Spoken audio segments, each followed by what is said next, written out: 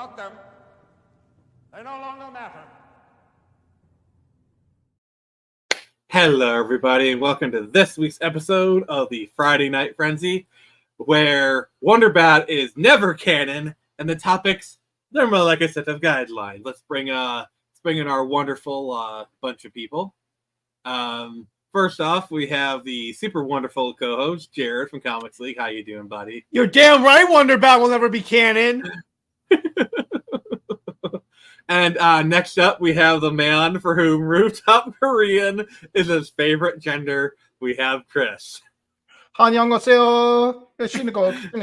I'm sorry, I love that's become your thing. That's such a great intro. That's such a great intro. I mean, if you're gonna be compared to someone, Rooftop Koreans are a pretty good thing to be compared to. Yeah, I'm not complaining there.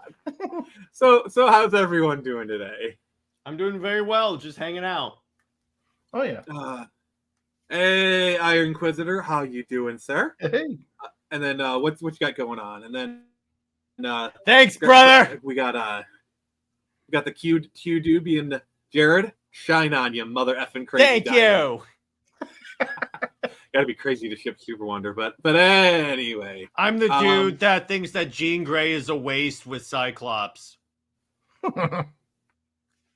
I prefer my little white queen right here. Oh God. All right, so let's just get into the headlines. Human sacrifice, dogs and cats living together, past hysteria.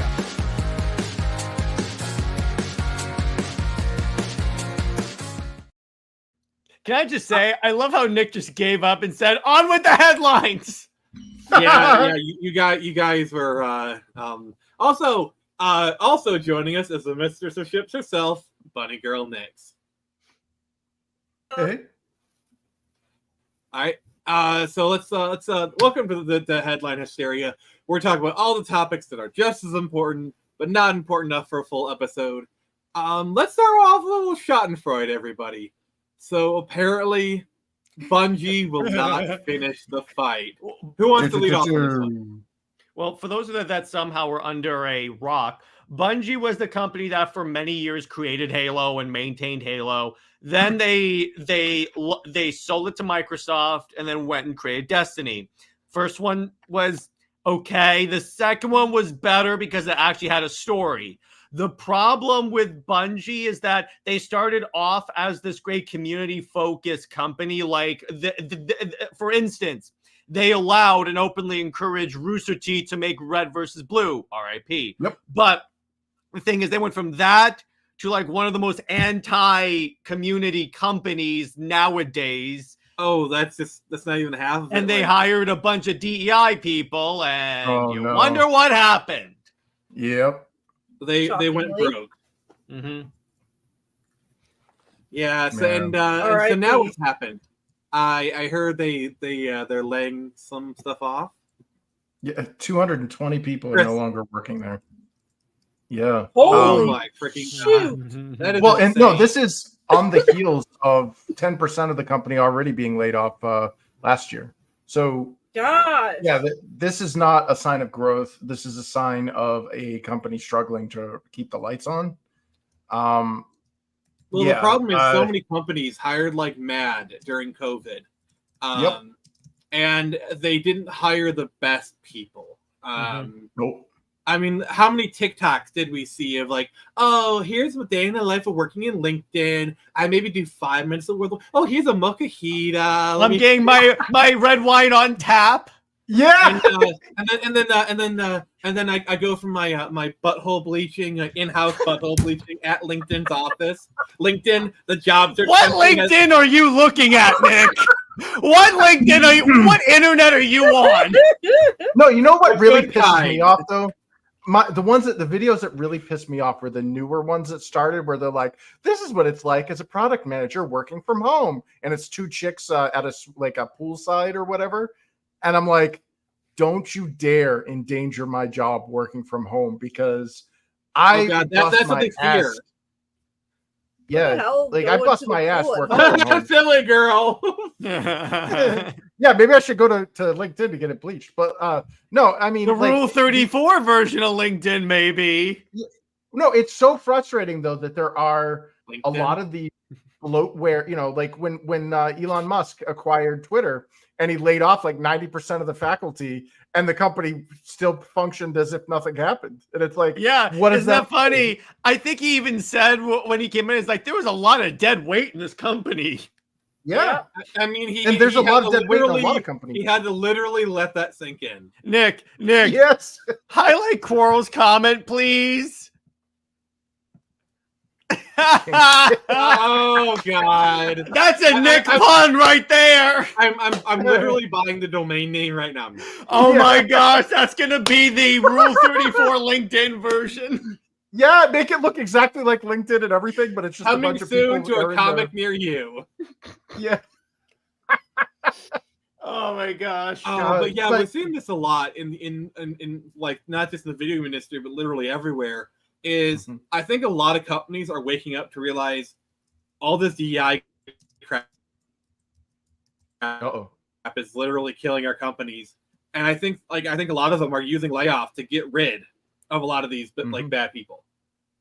Well, yeah, didn't Microsoft recently like let go of their entire DEI division of like HR department?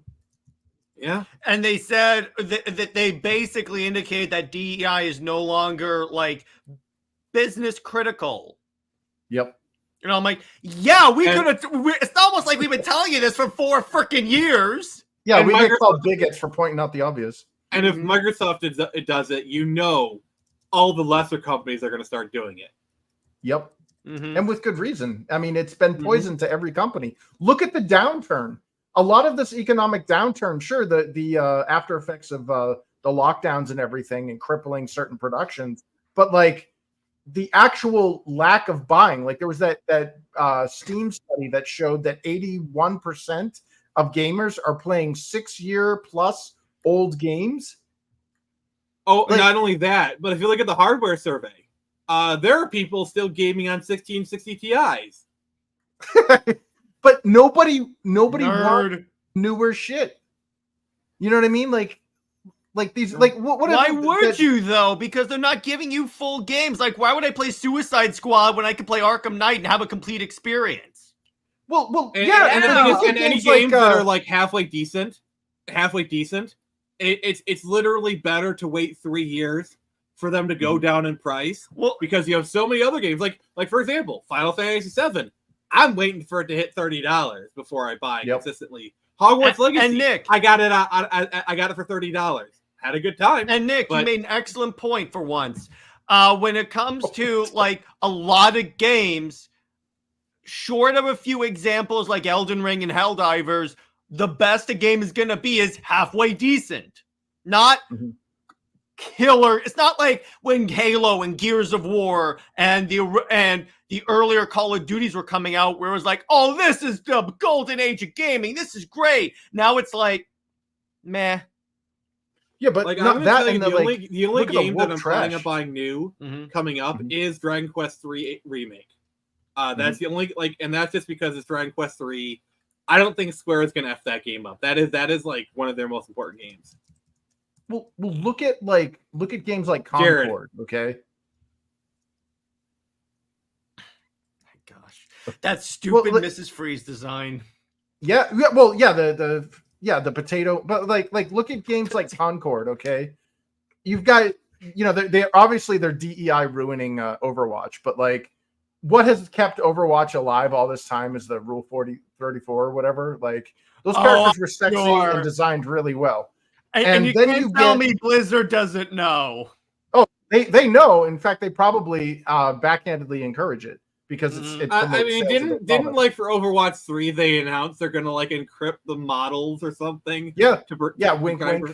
Yep. Yeah, but like you look at their latest hero and this camera literally focuses on her yoga pants wearing ass jiggling. Okay, so you look at that and then you look at games like that's problematic. Yeah. That is very misogynistic and encourages the male gaze. I'm trying to do the best impression of Anita Sarkeesian. Well, but like, look at games like Concord. Taking it and making it gay. You go. That's it. Okay. Well, look at games like Concord. Okay, that game is going to fail.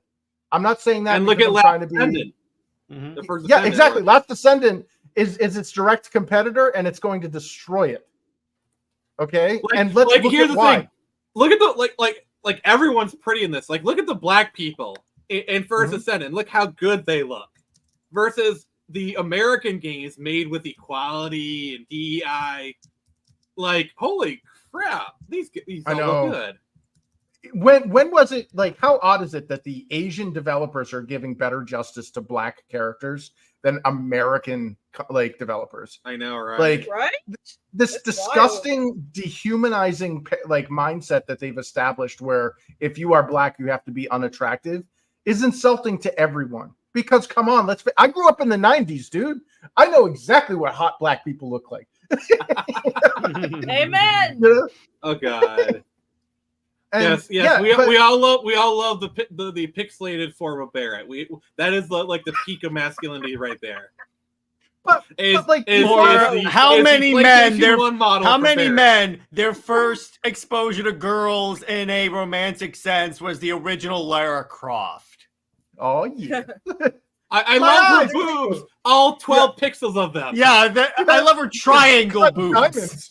Yeah, you can cut glass. Have you seen cosplays? Oh, Have wait, you seen wait. like women do cosplays? Chris, of it? yeah, with a green Xbox. Lara Croft was the Emma Frost before she was Emma Frost.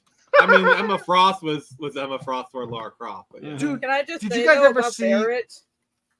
What's up? Like, if you brought it up, but like, legit, Barrett is one of the single best black characters in media, because one, he has an actual arc. Like, he goes from being like, I don't know the right words for it, but like, He was a dad. that's clever. Of course. He was of a course. very, he was, that wasn't even his biological daughter. That was his best friend's daughter that he raised.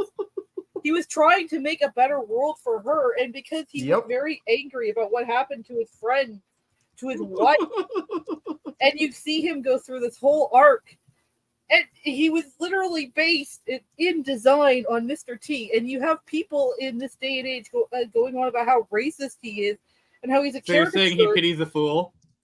And Yes. literally, he is one of the most nuanced characters ever created. Yeah. The man he's not just legit cool.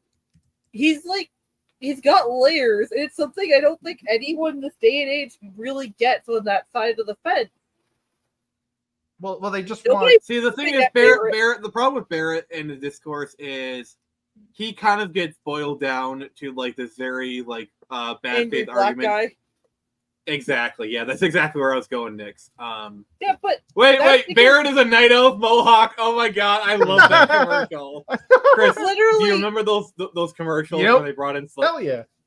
That was great. literally though, no, that's only if you look at his design. If you actually play the game, read any of the books, or hell, watch any of the little mini episodes or the movie, you see him for who he really is. A good man who's just kind of angry at circumstances he has no control over, and he's trying to justify the horrible things he's done, only to realize, no, there are better ways to do this, and I'm going to figure them out for my little girl. Nice. So, before we continue, with I the will next defend that headline- man till the day I die. All right, please do so. It's good entertainment. Just want to say we are launching Lost Kingdom here, but we got a little bit more headlines. I want to give people some more time here as a preview of the page. We'll go over that here shortly. I just want to let everyone know we are launching it live, so you will have your chance to back Lost Kingdom. I'm just getting over some headlines, just getting some talking done. So we have one more headline, an update on the comics, and then we'll get into that. So next up is one that Jared brought to my attention, and I figured he wouldn't mind talking about it. So we got some Snyder x Snyder action going on here. Of course, you had to phrase Giggity. it that way. All I'm gonna bring up is that Snyder confirmed that he is talking with Scott Snyder about completing the Snyderverse as a comic. Did I not predict that? Which, by the way, how great is it that we live in a world where this is possible, where like if it doesn't complete the story in the movie theater in movies, which they will, but the option is they could always complete it in another medium. Yeah, it's almost like I predicted this. Mm-hmm. Yeah, it's almost like it was the most obvious thing in the world that a movie based on DC. That you're telling me that they have a comic book arm they could complete the stories on? Interesting how that works out, huh? Fuck off, God. It's true though. Seems better to maybe continue. Yeah, that's kind of my feeling, Sammy. Yeah. For right now, at least get the story out there. Yeah, exactly. Agreed. They've been doing. I have the book that's like when the Batman 1989 comic that I have is like how he got Robin. And what's kind of cool is that they put him in the turtleneck he had in '89, and they make him look like Michael Keaton. Nice. All right, so we got a little update, and then we're gonna get some Lost Kingdom action. So, all right, right before, like a few hours before, I went to the get the story and be done with it. I shipped out the last. I still had like a few of the comics didn't get shipped to Critical Blast, so I shipped those out today. I have done the last thing for 21 Samurai #4, so it a lot of people have already gotten their books. I hear a certain very good-looking man who considers himself the Lord of Comics has a copy. What's this? Hold up the camera, please. Oh, look at that! Look at that beautiful comic. Yep. So it's getting to the people, and so shortly everyone will have theirs. And just gonna say, Screecher is in the mix. We'll be starting colors here on Monday. So get himself. So Turn Samurai is finished. #4 is finished, and yeah. So Screecher, but before we have Screecher #3 in October, we have something else to share. So that's right, it is time, everybody. We are going to be launching Torrent Samurai. God freaking dang it! We're going to be launching. It happens to every old person. So we're going to be launching Lost Kingdom here in a moment. I just wanted to show you the story real quick, and then kind of quickly go over. So for $5, you can get the digital book. Physical book is $20, and then we have a collector's edition for $50. And I do have add-ons. If you want it signed, it's an extra $10. And then I also have a limited add-on for $30. You can be a character in the book. Ooh. So Jared, if you wanted your name to be as an actual character in the book, can you have him say Lois Lane is Lois Lame? that'll be extra, but I can make it happen. It's a t-shirt. Can you have him say "Screw you, Bruce Tim"? Again, that's extra, but I can make it work. So it's being edited by Daniel P. Riley, a person who comes highly recommended in the Iron Age space. Get the book funded first, and then we'll talk. But yeah, let's get this thing launched first, and then we'll kind of go over things a little bit more. Oh yeah. So let me just remove this, and oh god, I am so freaking nervous right now. All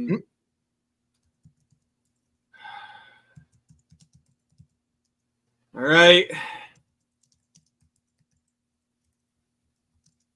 Oh my god! Oh, it's live, everybody! The book is live. Toss that link in the chat. Yeah. Woo! Tweet it. Spread it to the high heavens. Yeah. Yeah. I'm trying to figure out where's the link thing. There you go. Crap. Wait. Let me just let me log out. Maybe that'll help. Oh god. Yeah, spread it like Bilbo Baggins on a piece of toast. I almost typed in Bilbo. Because I hate you. The Bagginses. It bans. It bans us. All right. Here you go, everybody. I'm putting it in the chat. All right, go back this thing. Go back this mother ducking comic. Make it rain. Make it rain. Yeah. Oh God. So yeah, we're gonna kind of keep this up here, and then oh, by the way, if anyone does back it, I'll be happy to give them a shout out. And if you want to come on and talk for 5 minutes, you will have earned that right. So anyone who backs it during the stream, let me know, and yeah, you can come on and just kind of shoot your stuff. Talk about whatever, keep it appropriate. So yeah, I am so. So Jared, why don't you kind of like tell people what you thought of Turn Ceremony number 4 while I shoot out the tweet? It was pretty good in terms of story. It advanced the plot pretty well. I liked Tyler's character arc in this. The one thing that I will say that I particularly liked, I'm glad that Nick standardized the whole blood and steel. There's like the red color is actually in there where there would be red, because it just makes the art pop a little more. It's very interesting. Yeah, that was very much my intention, because whenever I showed like the issue 3 Blood and Steel, they liked it, but obviously it was limited. So that's why I kind of decided to make it standardized. And it works really well for the story you're trying to tell. Indeed. So let's kind of also just want to let you know I will be doing a little bit of a reading of the prologue, because the first draft is done, and anyone who backs the book will get the first draft at the end of the campaign. And we're shooting to have this out in about a year or so. Oh, got our first backer! Woohoo! Oh, awesome. Nice. Whoever did that, I thank you. And then the art is by Xevious. I mean, look at that. Look at this dude. In the first, it looks so good. Yeah, Xevious, he does not disappoint. And then this is the back cover. We basically kind of like our guiding principle was like we're trying to do like a Wheel of Time cover to a degree. And then got the team. So if you guys are in the Iron Age sphere, you probably have heard of Daniel P. Riley. So you know him in very good hands. And I've been working with him. The dude's great. In fact, let me just stop. I have a video. He actually has something he wants to share with you guys. Hey, Burner, how you doing, buddy? Have you checked out my campaign yet? But yeah, Chris, what's your what is the reputation of Daniel from your perspective? Well, I know he's got I'm probably going to butcher, was it Gisadai? Is that I know he's got multiple books on Amazon. And yeah, I've when I was streaming with Aaron, he came on the show quite a few times and was showing off his stuff, and it seemed very impressive. Yeah, the dude definitely knows his stuff. Thank you, Burner. And Burner, if you want to come on and talk for 5 minutes when you back the book, I'd be happy to have you on. What the frick? I keep trying to like copy. All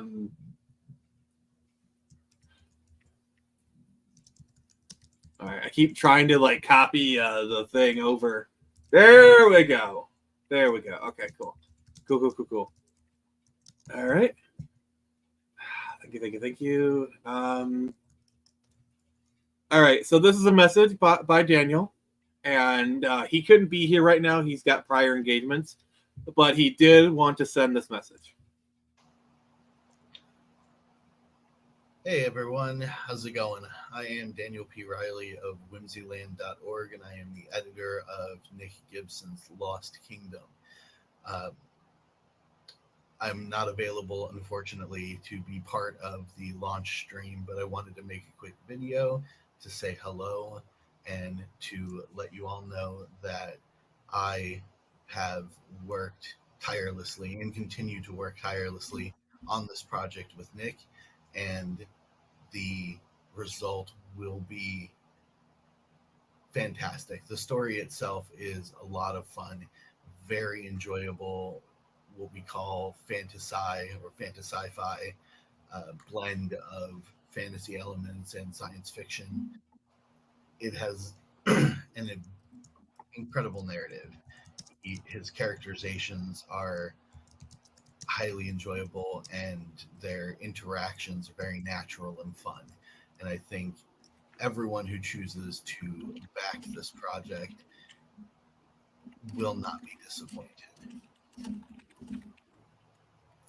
Like I said, I am a co-host on Iron Age Nights on Fridays, and I use the time when he's scheduled to do his launch stream to prepare for that show, as well as get all of my regular real life ducks in order. So, yeah. Back the Lost Kingdom. Prepare yourself for high-flying action and some really interesting noir elements in the way that he wrote this book. And hopefully I'll see you on stream sometime soon.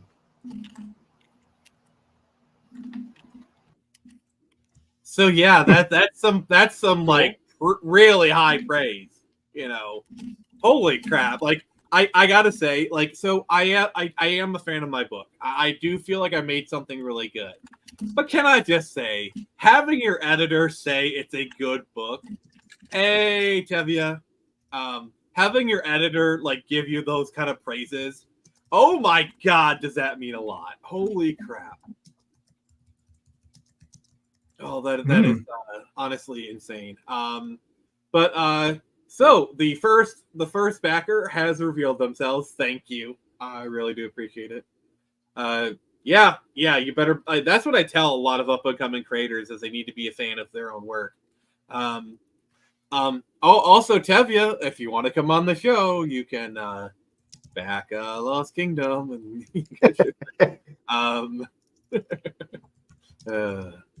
but yeah, I'm really excited. This is gonna be a great thing. And so we got one down, a lot more to go. And yeah.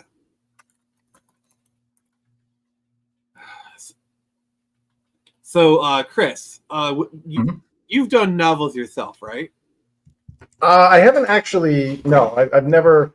The closest I've ever done was written screenplays. I've never actually worked on any kind of prose novel. Okay. But yeah, so this is kind of a novel that I wrote during COVID. I kind of started it like 2018, but I really started going for it like during COVID. So that's like, you know how people like the thing they did during COVID? Mine was I wrote a novel.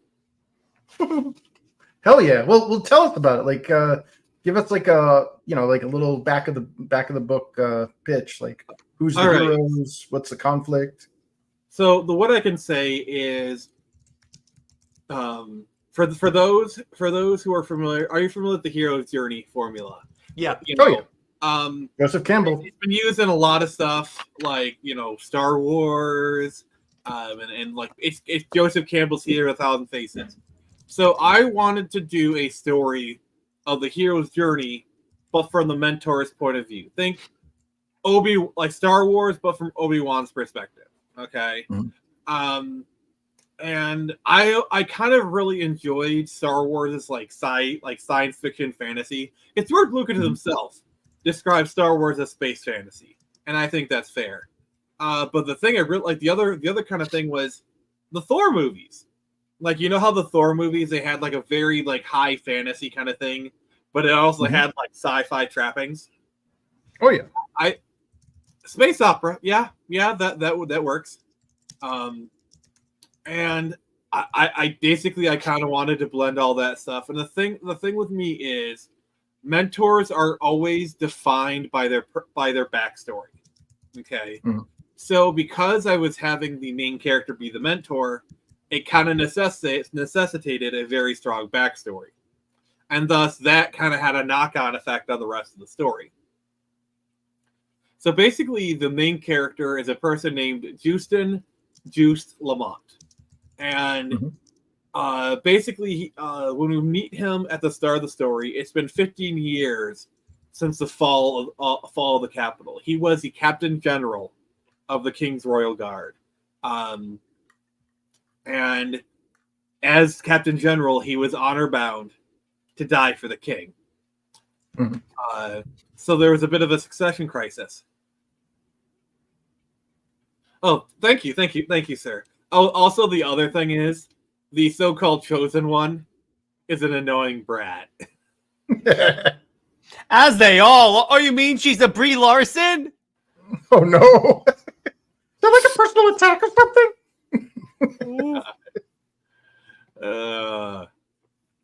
Yeah. So there was a bit of there's kind of a succession crisis. There was like this baby that was born. The king was dying, and so his bastard son Elric basically was like, "All right, fine." He basically led a coup, and the night the capital fell, he fled. Not only that, but he was confronted by the queen, and he refused to take the baby with him. And it's basically, I kind of wanted to explore when you make a choice, a bad choice that you regret. Can you come back from that choice? And when you betray everything you are, how does that emotionally affect you? And so with Juiced, the way that he coped was with anger and like his job and booze and all those vices, but mostly anger. That kind of comes from a time when I was kind of going through like a bad breakup, like a girl cheated on me, and I used anger to kind of fill that void, and it was poisoning my soul. And I remember what I was like, snapping, just angry. Eventually, with the help of friends, I was able to get past it. But I never forgot that time. And so that's kind of the characterization that I put onto Juiced, is he's just angry and and so this is like his redemption, and just there's multiple kind of things going on. But here's the thing. I would like to read at least the prologue for you. Kind of give you, this is the prologue of, so the first draft is already written, 84K words. That's a pretty decent size. It's probably going to go up through this stuff, but this is the prologue. That happens before. Attention. Elric's forces have breached the inner gate. All units are to meet them head on.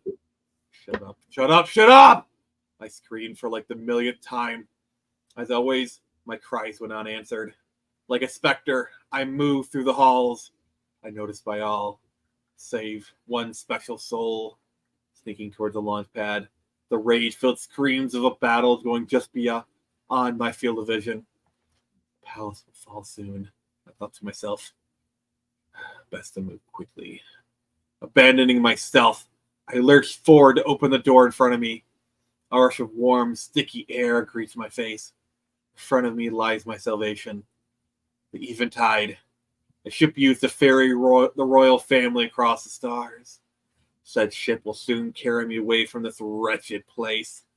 Sir Justin Lamont, what in Pluto do you think you are doing? My mind and body froze in an instant as if by reflex. Fighting long-held notions, I gingerly stepped forward to continue onward to the ship. Juice, turn around and face me like the man you once claimed to be. Her words once again froze me in place, my body going rigid in accordance with my training. I sighed a long sigh, let go to all my pretense, and turned to face the soon-to-be ex-queen. Her eyes met mine, full of steel resolve and ironclad will. The stark contrast of a crying babe, held ever so gently in her arms. That wretched child. It hurt to look at him. Who knew so much guilt could come from such a small package?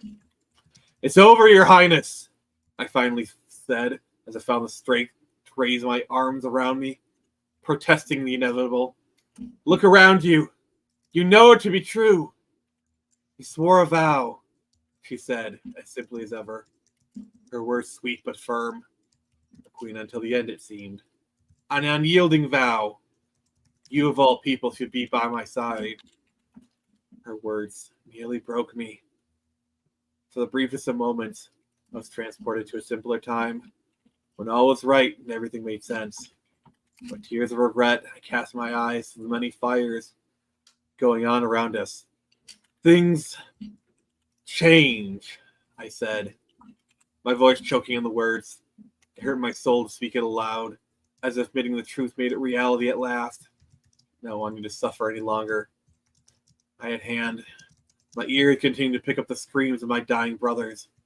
My eyes finally landing on my feet as I said, people change. Her eyes widened with shock at my words, quickly covering her grief with a mask of concern, but not for herself. If you're so determined to leave, then at least take him with you. Anger swelled inside of me, giving me a boldness I never thought I had. He is the cause of all this, I said, waving my arms in frustration. If he had never been born, the transition would have been peaceful. My brothers would have still been alive.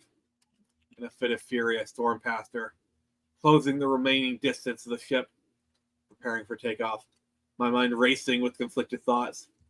Suppressing them proved difficult, but thankfully, due to the needs of the moment, I managed, but not without great difficulty. Welcome, Your Highness. Where to? The ship's AI greeted me as it sprang to life. Guard override Nika 2 Vega Niner, I replied. The coldness of my words surprised even me. Acknowledge. Where to? AI said before I quickly cut it off. Alpha Centauri system. Planet 3. Confirmed. Would you like to depart now? AI cheerfully replied, ignorant to the chaos around it. I paused for a moment, looking out the view window, seeing the queen still standing in the same spot I left her. Fine as ever, it seems. Hold launch, I said to the computer, an act that even I did not think possible. What do you want from me? I yelled from the ramp, the roar of the engines revving up, pounding my eardrums.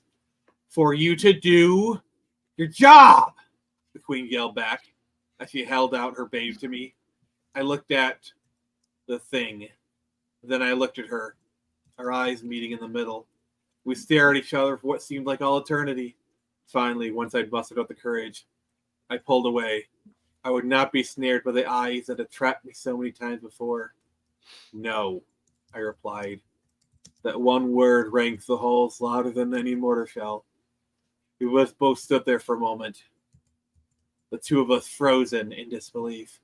After a great while, once my senses had returned to me, I climbed up the ramp in order to flee like the coward I was.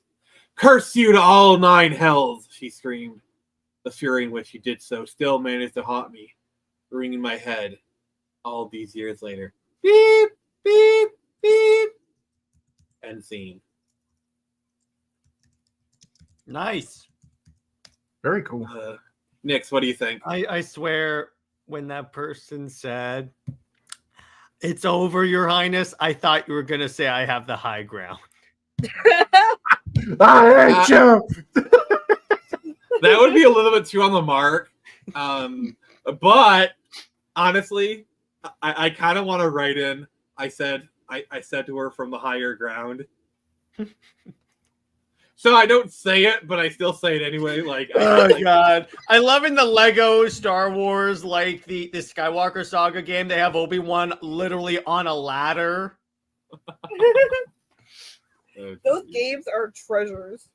Yes, they are. Holy crap! We're up to $91. Hey, Whoa! Hell yeah! Well, it Oh looks my like the god, prologue. you guys are awesome. Let's keep this trainer rolling, everybody. Let's try and get to 100 now at least. Oh, but yeah. So for 5. Burner back to digital copy. Thank you, sir. Someone bought the collector's edition. Oh, Ooh. all right. does So it here's come with what a you guys. statue? No, but what it does come with is Oh, you're the best. You're the best, Burner. So it basically it's a special run of the book that's only available through this Kickstarter, and it says collector's edition in it. Ah, thank you, Tavia. Thank you so much. So it comes. You basically you get it says collector's edition in it.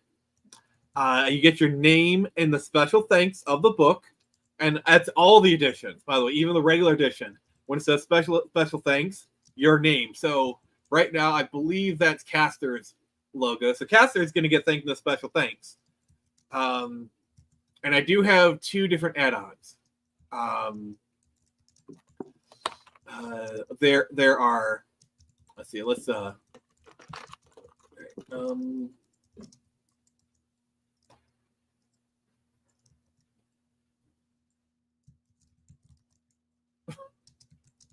right. I feel like it's just. I'm not even going to be trying to back. I'm just trying to get to the add-ons.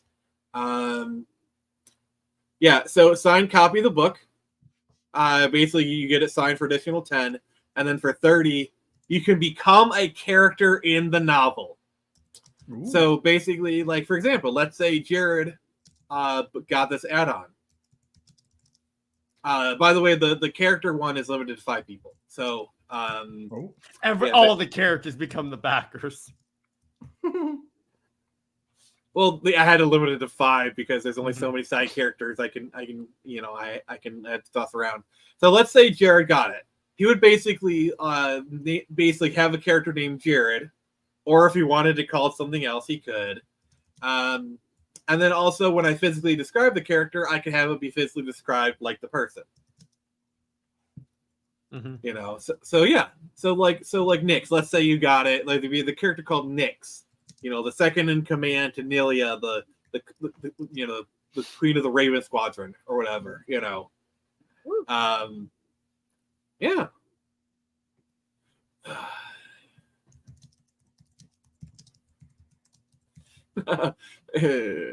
All right. So, yep. And like I said, you guys can check this out on your own. And if you guys have any questions for me, I'd be happy to answer it. So I figure let's use the rest of this time to just let's do a little of a Q&A, or actually there's one more thing we've got to talk about. So apparently a new Batman show dropped. I haven't watched it yet because Taladia and I are gonna watch it one at a time once a week. But from what I heard, it's interesting. So this will be and that itself is a red flag. This will be a spoiler-free version, so there will be no spoilers in this quasi review. I haven't seen anyone. Yeah, just check out that clip I put in the private chat. Like, they actually, there was another one I'm trying to find that was circulating around Twitter, which was these 3 brown black ladies sitting around a table talking. And if you didn't tell me that it was Harley Quinn, oh God, what's her face? Detective, I can't remember her name, but she was in the animated series. Yeah, Renee Montoya, and I can't remember who the third one was. I wouldn't have believed you that that's who those characters were. Like, they completely brown blackwashed the entire, and I know Montoya's Latina and stuff, but it's like, dude, they're all like dumpy and like they look like self-inserts. No, but well, it's because Montoya in both Batman the Animated Series and in the new Batman Adventures. Real quick, Tavia, send me. I need you to send me a message on Twitter, and then I'll send you the link. But she was, she had looked more like she had a tan than she was like dark skinned. Yeah, this is awful. Like, and dude, they made Harley Quinn all frumpy. She's built like a potato now, and she's Asian. She's played by the voice actress. You're telling me she's Harley Potato Head? Yeah, and she's yellow and black instead of red and black. Yeah, dude, that clip I put in private shows her. It's awful. Oswalda Cobblepot. Jared. Yeah. Yep. Is it okay? Is it okay if I share the clip? How long is the clip? It's like It's 57 seconds long. That's fine. Go ahead. All right. Yeah. Brace yourself, I just people. Batten the hatches. Oh. Try not to cry. Assume the fetal position. Oh god, that looks horrible. What is this? Paul Dini. Yeah, Paul Dini wrangled In him which in. case, I would say that Bruce Timm is not allowed to work on anything DC unless Dini is there to slap some sense into him, literally. Dude, I they think it's backseat kind of Batman funny. in the show too. It's kind of It's not funny, about though, Batman. Hence why I called it Batman the Cage Crusader. Even back in the animated series, Hey, Al- RJ. she was more have you had a Paul chance to- Dini's she was more Paul Dini's baby than she was Bruce Timm's. All right. Yeah. 1 sec next. Hey, RJ, how you doing? Have you had a chance to check out my my campaign yet? You know, but yeah. I don't know. Anyway, what were you guys saying? I said, like, even in the original animated series, you could tell she was more Paul Dini's baby than she was Bruce Timm's. Like, there's in Joker's Millions or whatever, he's like interviewing for a new Harley. Paul Dini makes an animated cameo in a Harley Quinn suit as one of the people wanting to be interviewed for the position. So clearly, he had a special fondness for her. All right, so we have the first of our backer guest stars. Please welcome Tevye. Hi, to the Debbie. show. What's up, dude? Tevye, before we begin, I just need to lay down the law. All right, 5 minutes. When the 5 minutes are up, you're gone. There is nothing else. No curse word. The first curse word, you're gone. Keep it appropriate. You're under a zero tolerance policy. Okay. Yep, I understand. Hey. All right. So what did you want to say, sir? As far as Batman Kid Crusaders, and I watched some of the episodes. I think it's pretty good. Now look, is it the best Batman show ever? heck no. That's impossible. Because Batman the Animated is on top. But I think the idea that he's kind of a close second now. It's not good about the Animated because let's be real, Kevin Conroy is Batman. But I think he's a close second. Now I thought old Shan Harley Quinn and Penguin. Look, the Penguin stuff, whatever. I didn't care. It was fine. Well, it felt with the story. And it was only one episode. So it didn't really matter anything. It's fine. And it didn't go anywhere.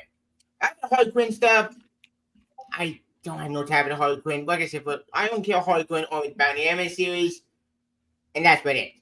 Every try to make it into an anti-villain or a hero, it doesn't work. So I'm glad this show went back to being a villain. And thank God for it. They went back to villain. It made sense. Now, is it the best beat at Harley Quinn? Better than a OG version? Depending on debatable. I like the Paul Dean version of Harley Quinn. I mean, Sam Paul Dean created against Bruce Timm. I think this is Harley Quinn interesting. Now, the thing that kind of chaps my ass is when Bruce Timm said, "This is a version that I wanted to make at Fox, but I couldn't," and I'm like, I'm glad Fox didn't let you make it. Yeah, I can understand that. Right. Personally for me, I think Harley Quinn's fine the way it is. I can't really tell a spoiler because there is something to do with Harley Quinn with I can't tell about that kind of spoiler category. But it's kind of confusing because wait, what the hell are you two? You know what? I can't really tell about the spoiler. But let's just say it's kind of confusing when you go with her with Bubba. Again, I can't tell too much spoiler, but let's just say it's interesting. There was some questions of that. Now, what I mean is I don't mean romance. It's hard to explain on too much spoilers. But after the rest of the show, I haven't finished it yet. But for the 5 show scene, it's in show at least. Now, is it a bad Batman show? No, but I'm going to wait to watch the rest of the episodes. But until then, I'm going to wait to see evidence. Anyways, what time will I spoil? I think that's all I got to do. Too much spoil. I ain't finished the show yet. But okay. What's your opinion? I haven't seen it yet, but of the clips that I've watched, it's very. This proves to me, and before you came on, Tevye, I said the same thing. This proves to me that Bruce Timm should be banned from working on anything DC unless there's someone there to literally slap some sense into his head and say, "Stop it!" No, better yet. Slap some sense at him with a wet fish. And by the way, Nick, referring back to a previous topic, Tevya, 2-minute warning, by the way. say what you will about Zack Snyder, he would not do this BS. Well, Yeah. speaking So of Snyder, Tevya, 2-minute warning, wrap it up. what Joe in the group chat, he did tell us that they're gonna work on Batman Jeffrey comic with Scott Snyder. Which we have. Which, if that does happen, you know what? I'll be happy about that. We can definitely find the that story in something or nothing, and at least that'll give some people the happiness. That's pretty cool. If it happens, again, 50-50 coin on that. We'll see. But I feel all the Tower Stars is dead. It's not dead. Like, look, Aquaman, that's a bad show. Aquaman is a terrible show. But we have other stuff to look forward to stars, right? We have Skeleton Crew going away, but I don't care show going away.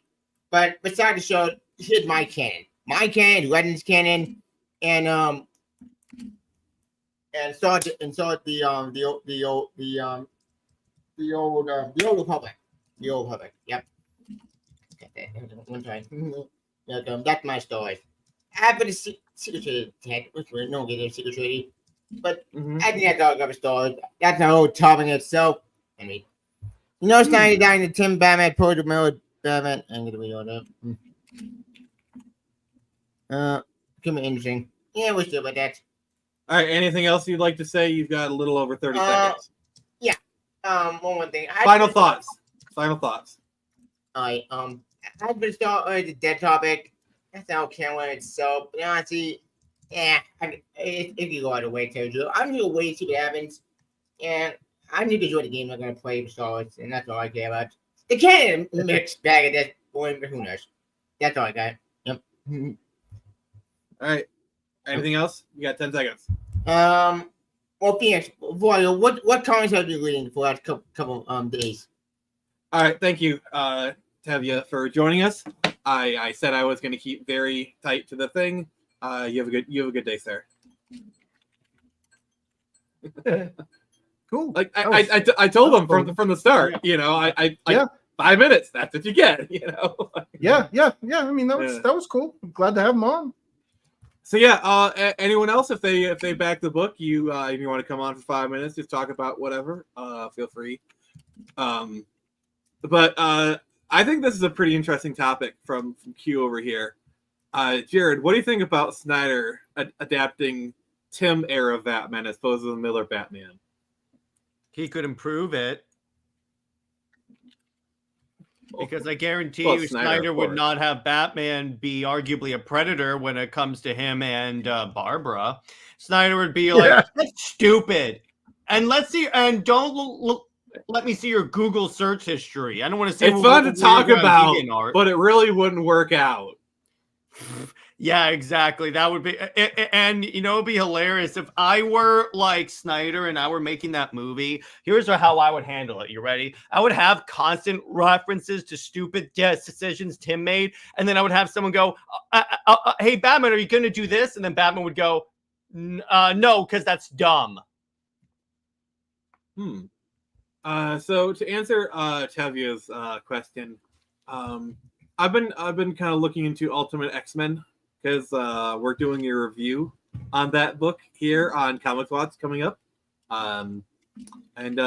Jared, what comic books have you been reading, sir? But before you say that, I have something. I need to give you guys an update on the Kingdom. We're at what? You have to refresh it. By the way, no, it is refresh. One of those backers happens to be a very handsome man. Oh, does he have good taste in comic Deep ships? blue? He has excellent taste in ships. You kidding me? Arguably, he has a legacy of great ships. All right, let me just. But by the way, for me, I plan on starting volume 1 of a new X-Men by Grant Morrison because it's got my girl Emma Frost in it. So she's got some pretty good stuff. I've been reading this dweeby comic called 2100 Samurai. I don't know if you guys have heard of that's the worst. Yeah. All right. He's been working on mine. Hey, Keely, I have just launched my book, Lost Kingdom. Hopefully you like it. We are almost to $200, guys. This is freaking awesome. You guys are awesome. And yes, it should be higher. Oh god, this is so freaking cool. I just gotta say, you guys surprise me every time. Like, I'm always like so nervous doing these like launch campaigns, and like every time you guys show up and support me. So I just want to say thank you. I am a happy Phoenix tonight. Like almost $200. Oh god, this is so freaking awesome. You guys are the best. So yeah, we're at 171. We might be able to get to 200 tonight. That is really cool. So Jared, continue please, sir. Yeah, so I started because I recently went to my comic book store, so I got a bunch of stuff, a lot of Wolverine comics. It's not like a certain movie that features Wolverine came out and was very, very super, if you will. But so I got that. I got new X-Men. I also got that I'm actually really excited to try out is Conan. So I've been kind of on a big Conan kick. Nice. That is cool. Did you see Conan's going into Mortal Kombat? Yes! Now all we need is He-Man and Injustice, and I can have Wonder Woman destroy He-Man. They're getting the T-1000 too. That's pretty cool. I'm confused about that one though. Like the T-800 makes sense because he's a substantial robot. He's got like an endoskeleton. He's basically got also Sub-Zero wiped the floor with him. Oh yeah. But that's the thing is he really couldn't, because as soon as he got warmed up, he reconstitutes, and the only thing that happened was he got glitched a little bit. But like the only thing that could destroy the T-1000 would be Scorpion or Liu Kang, and possibly Raiden with electricity to short circuit all the nanoparticles. Oh, but he's liquid metal. He has no organs. Baraka can cut the guy up. Yeah, but we've already seen him cut up. He literally walked through a wall of prison bars. He's liquid. Yeah. He's not a person. T-1000. I thought it said T-800. Yeah. Oh yeah, the T-800. Yeah, that makes perfect sense to me. But a T-1000 is liquid. Yeah, there's no bones. They should get the TX from Terminator 3. He can't impersonate complex machines. Only knives and cutting tools. Yeah, well, because it's all those X-rays.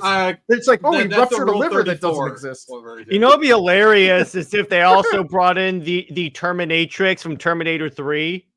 Oh, Christopher. Jared, I literally just said that 30 seconds ago, and it's called the TX. Yeah, it's the TX. You tourist.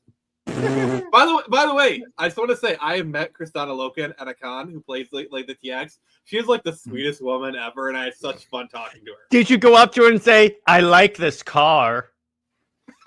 No, but I told her straight up that she should have kicked Arnie's butt because she was a Terminator killer. You know what's hilarious in those Terminator movies is that they always have they send back the oldest outdated Terminator, and it defeats the top of the line god tier most powerful Terminator. And I'm like, bullshit.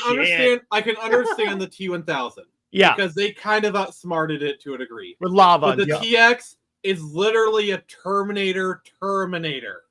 Yep, its whole purpose was to kill Terminators, and it couldn't kill a lesser model. A vastly lesser model. A very older model. Yeah. Yeah, that's the same T-800 from was it a T-850? Here's the analogy. The TX is it's a different model. It's a different model in T3. Yeah, it's the same. It's a T-800, but a different T-800. The TX is me, and the T-800 is Nick, the oldest, most ancient Terminator. Hasta la vista, baby. Play fighter. But all of those X-ray moves where they do the killing blows, and it ruptures a skull or rips out intestines or whatever. It's you can't do that to the T-1000. It's it's got no organs. It tears out parts of them. The execution is they tear out the nuclear charge and punch it into his mouth and say, "You are terminated." Well, the only fatalities that would have any effect on the T-1000 would be like when Scorpion, like it shows in one of the cutscenes in Mortal Kombat 1, a sword is melted by how hot he is. It just like drips and falls apart before it touches him. And it's like, that would be the only way to kill the T-1000, or like Raiden, like electrocuting like an EMP or whatever, all the program chips. But nobody else, like cutting his head off, impaling him, ripping apart. It's like, dude, you're just beating up water. So by the way, I have contacts with NetherRealm, and they were actually planning on adding the TX to Mortal Kombat, and they sent me a video of what her fatality would be.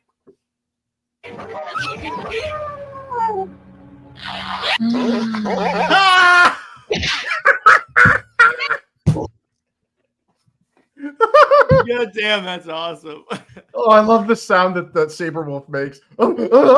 He like grabs his Okay, chest. I love Killer Instinct so much. Like, Orchid's finisher is she shows her boobs, and the boobs are so amazing. They cause a guy to just like fall over. He caused a wolf man to have a heart attack. No, dude. If you do that to another Orchid player, she looks at her own tits in disgust. She goes, "Oh!" and she like kicks the ground in front of her. That's so good. But by the way, again, I'm triggered because I think that's very man. That encourages toxic masculinity. Again, I'm being Anita Sarkeesian in this analogy. Oh jeez. Oh, that should be a Mortal Kombat character. I mean, everybody. Anita Sarkeesian is a Mortal Kombat character. No, they never do it. They would like remember. Oh God, that kind of reminds me of okay. I'm not gonna say it. Chris, you know what would make a great Mortal Kombat character is, and I mean this seriously, is Wonder Woman. They could do it the other way. Well, they had her. I think they had her in Mortal Kombat versus DC Universe. No, but actually just in Mortal Kombat. Because can you imagine Wonder Woman chopping someone's head clean off? Yes. It'd be the Snyder versus Wonder Woman. Hell yeah.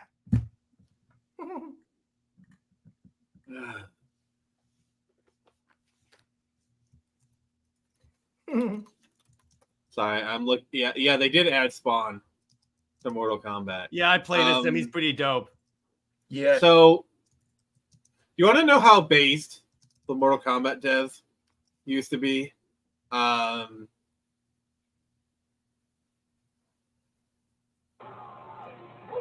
They added Jack Thompson to Mortal Kombat. Oh God. Yes. That's right. Call us sociopaths. Yes. Oh, is that an I'm sorry Armageddon? I'm sorry for like the potato quality, but that's the best I could find on short notice. That's awesome.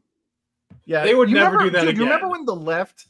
No, you remember when the political left was like on our side, and you had wackos like Jack Thompson and Leland Yee that were all these like wackos trying to like shut down video games, and these uptight right wingers that were like, these video games are murder simulators. And you had people like Adam Sessler and the people on G4 TV like standing up against them, being like, why are you trying to censor this crap? We already have the ESRB. Well, like, what is Morgan when- Webb, yes, but if you go back and watch Adam's reviews of his stuff, he was always an insufferable blowhard. You know what's hilarious is that I saw like a thing on TV. I saw a thing where it was like they were talking about Mass Effect, and someone said that you can do like sex in all Fox kinds News. of positions. Fox and then News. Yeah, and then the comment, the gaming guy was like, "Have you played Mass Effect?" And she's like, "No." Anyone who I'm has like, played yes! Mass Effect knows that it is like the A, it's at the end of the game, and B, all you get to choose your dialogue options. They're so yeah, it's PG, non-interactive. They're so PG. Even Disney thinks they're a bit tame. Look at it this way: this isn't God of War when they actually have button prompts. Yeah, there's interactive time. sex minigames. And that's a hell of a quick time event. Well, remember the hot speaking of quick coffee time- thing that kicked it all off? Oh yeah, that was cut content. Well, Yeah, it's and kinda- that's what kind blew of my funny. mind. It was a mod. Growing up for the longest time, yeah, I know, and Krogan isn't a real choice. That sucks. But growing up, my parents wouldn't let me play Mass Effect because they thought it was like a sex game and stuff. And I'm like, even the guy at like GameStop was like, no, it's not. You Yeah, literally that's can go through the ridiculous. entire game. There's an option. You don't have to romance anyone. I Exactly. mean, it is a bit of a cheek simulator. Well, yeah. Have you seen Miranda? Yeah. Before edited they that. took away those butt shots of her in the remake. Yep.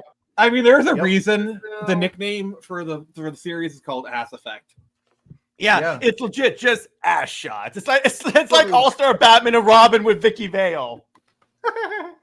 Nick knows Well, what I'm talking about there. Yeah, I was really pissed off though when the whole hot copy controversy happened, because the only way you could access it was through a mod. It was cut content. I mean, they Like basically- and like yes, it existed on the disc for the PS2 and Xbox versions, but it was a lot harder to access on a console than it was PC. Well, you still needed to counter or whatever it is, modify the existing game code to even access it. Like, you couldn't just press a few buttons on your controller and get to it. It was a legitimate third-party access that you needed to get. Yeah, into and it. it was and for people who don't know, like modding your console back in the early 2000s was very difficult. Yeah, it was scary. like I can understand the concern for the PC version, because there is a reasonable expectation that a child could have access to the content without too much trouble. Like I get it for the PC. It's still third party though. Yeah. I get what they're saying with like, because to a degree, depending on the GameStop employee, you could conceivably buy an M-rated game. That's what pisses me off the most is the whole ESRB. Like, I was in the industry when that shit started, like when that was like a thing. And I remember we had to constantly, especially when we were doing the TRCs and the TCRs, which are like your compliance things that you'd have to actually run through Microsoft or Sony to get their shit on, or your shit on their console. It would have to run through a series of tests. And then a lot of times we'd fail. They'd come back and be like, this is what we're going to rate it. This is the issues. You got to fix this or whatever. So like blood decals instantly made a T-rated game into an M-rated game. And we're like, shit, that's going to cost us sales. So we got to get rid of the blood decals, bring it back down to T. But when it comes to like the fact that we went through all this trouble of following these guidelines as developers to make games in a very specific way to adhere to these labels, and then parents don't even freaking do their goddamn job.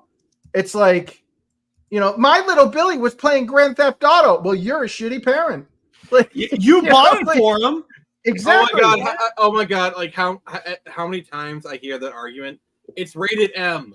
The child would not be able to buy it unless like, this is not how many times as kids, well, not Jared because he's a baby. Where we're at a store and Jared, I need to say my thing. Where we wanted to buy a parental advisory album, and where we were holding up, we put our finger over the parental advisory so the parent didn't see it. Mm-hmm. I never did that. My parents didn't care. I listened to their music anyways. Well, that's a funny story. No wonder because that explains so much, Nick. That's an interesting story, because what's kind of funny is, so for the longest time, the most intense game I could play was Star Wars Battlefront 2. All good. All good. So Halo 3 gets released. And what's kind of funny is I show it, my dad brings it to me at Blockbuster. He goes, oh, you should play this. And I'm like, but it's rated M. I was 10 years old at the time. Dad goes, you're good. It really ultimately, the way I vote, the way my parents handle it is that it depends on the kid, because if the kid's mature enough that he knows this is not real life, he knows you don't act like this, yeah, fine, let him play. Trust your kid, or if you don't think it's good, actually moderate it. The problem is you have a lot of parents that just want to stick their kid in front of a machine and just go off on their merry way. iPad kids. Yeah. Mm-hmm. Yeah, and it story, bothers my me grandmother- because. Oh, sorry. No, you can go. Sorry. Say, true story. My grandmother, when I was like, I don't even know, like, just a little older than 10, I think, bought me Dead or Alive Extreme 2. Yes. Because all she knew about was that there were anime girls on it. Yes. And then she brought it home, read out the back of the box, and it's talking about like girls in bikinis, that kind of thing. And I'm like, okay, you can shut up now. So I really appreciate the game. So Jared, I hear you have something you need to say to us. Yeah, I gotta go. Just want to let you guys know that Nick Congratulations on launching the book, and you suck. All right, before you go, I had to play your outro. Yes, you have an outro now. You are still dangerous. You can be my wingman anytime. Bullshit. You can be mine. All right, bye, buddy. I'll see you later. Bye. Have a good one, man. All right, Wonder Bat's in the chat, everybody. He's gone. Yeah, I feel like that might have not helped me as a kid, Yeah, developmentally wise. playing with the boys. Yeah, like or just like watching like. So I think everyone remembers their first rated R movie as a kid. Mine was The Net with Sandra Bullock. Oh, when Oh god. Dennis, what's his face there, dies of yogurt poisoning or whatever. I don't know. I can't remember. I mean, that movie came out in '95. I barely I was like, oh gosh, less than 10. Sorry, math is. No, I had absolutely terrible parents. I saw my first porn. Oh my god! Imagine a 7-year-old seeing RoboCop. I saw it at 7. Oh god! No wonder you're so messed up. Yeah, thanks. Actually, I consider myself pretty well adjusted because despite all of my exposure to violence and all that stuff, I've never started fights. I finished them. So despite all your rage, you're still just a game developer in a cage. Yeah, or former one. Yeah. Yeah. Man. Oh god! Imagine the Terminator like that. What that has the full-on sex scene in it. Like that one has the boobies. Yeah, oddly enough, I saw the first Terminator after I saw the second one. Yeah, there's a lot of those kind of movies where like I'm more familiar with the sequel than I am the original. Like, as a kid, I watched Home Alone 2: Lost in New York a lot more than I did the original Home Alone. Like, I can remember like the plot of Home Alone 2 very well. Home Alone 1, I've only seen like a couple of times. Wow. Yeah. Yeah, I think I was like that with Aliens too. Like I saw Aliens before I saw Alien. Because Alien came out around the time I was born. Oh, yeah. Your parents took you to see it when you were 2 months old, and they're like, "Oh, he won't remember it." No, well, that's how Star Wars was with me. Some of my earliest memories going to movie theaters was I was too young for the original Star Wars, but I remember going to the theaters to see Empire Strikes Back, and I either misremembered or remembered things that were cut out from the theatrical version when they put it on home release. Because I was like, yeah, I remember when he fought the Wampa and all that stuff. And they're like, no, I got the VHS. That never happened. And I'm like, yeah, he did. He got in a fight. And then later on, when Lucas pulled his crap, they added that scene back in, and I felt vindicated. I'm like, yeah, because that happened with the Goonies too. I was like, yeah, remember in the Goonies when Mouth saved what's her face? Somebody, I think it was Mouth saved the Stephanie chick from getting killed by the octopus, and he jammed a radio in its beak. And they're like, that never happened. Like, yeah, they like the Asian kid literally said, "Remember the octopus?" I was like, yeah, that was kind of weird. And I was like, yeah, I saw that. My sister and I saw it, and we weren't vindicated until the DVD came out. So different theaters got different cuts. Happens all the time. Remember Clue? All the different cuts that came with Clue. Oh yeah, awesome. that was on purpose. That was on purpose, though. Yep, all the different endings. Yeah, that was so cool, dude. Because I actually saw that movie like 3 times and got 3 different experiences out of it. Yeah, I mean, for a movie like Clue, I think that definitely helps. Yeah. Man. I think the first movie I remember seeing in theaters was Addams Family Values. That was 92. Like, gosh dang it. I was probably like 5 years old, and I kind of still remember seeing that movie in theaters. Yeah, I love that version of Addams Family. The Raul Julia. Oh yeah, yeah. It is iconic for a reason. For me, I think my first movie would have either been Star Wars or The Phantom Menace or Elmo's Adventures in Grouchland. These you people are literally infants. I see. My first Star Wars experience in theaters. My first Star Wars experience was the special editions in like 95, 96. My grandparents actually took me to see that. That was a lot of fun. Oh, cool. I mean, it's like the thing about the Star Wars special editions was it was the first time a lot of those films had been in theaters in like 20, 30 years. So it was kind of a big deal at the time. Wow. Yeah, I remember when they re-released them on DVD, VHS tapes.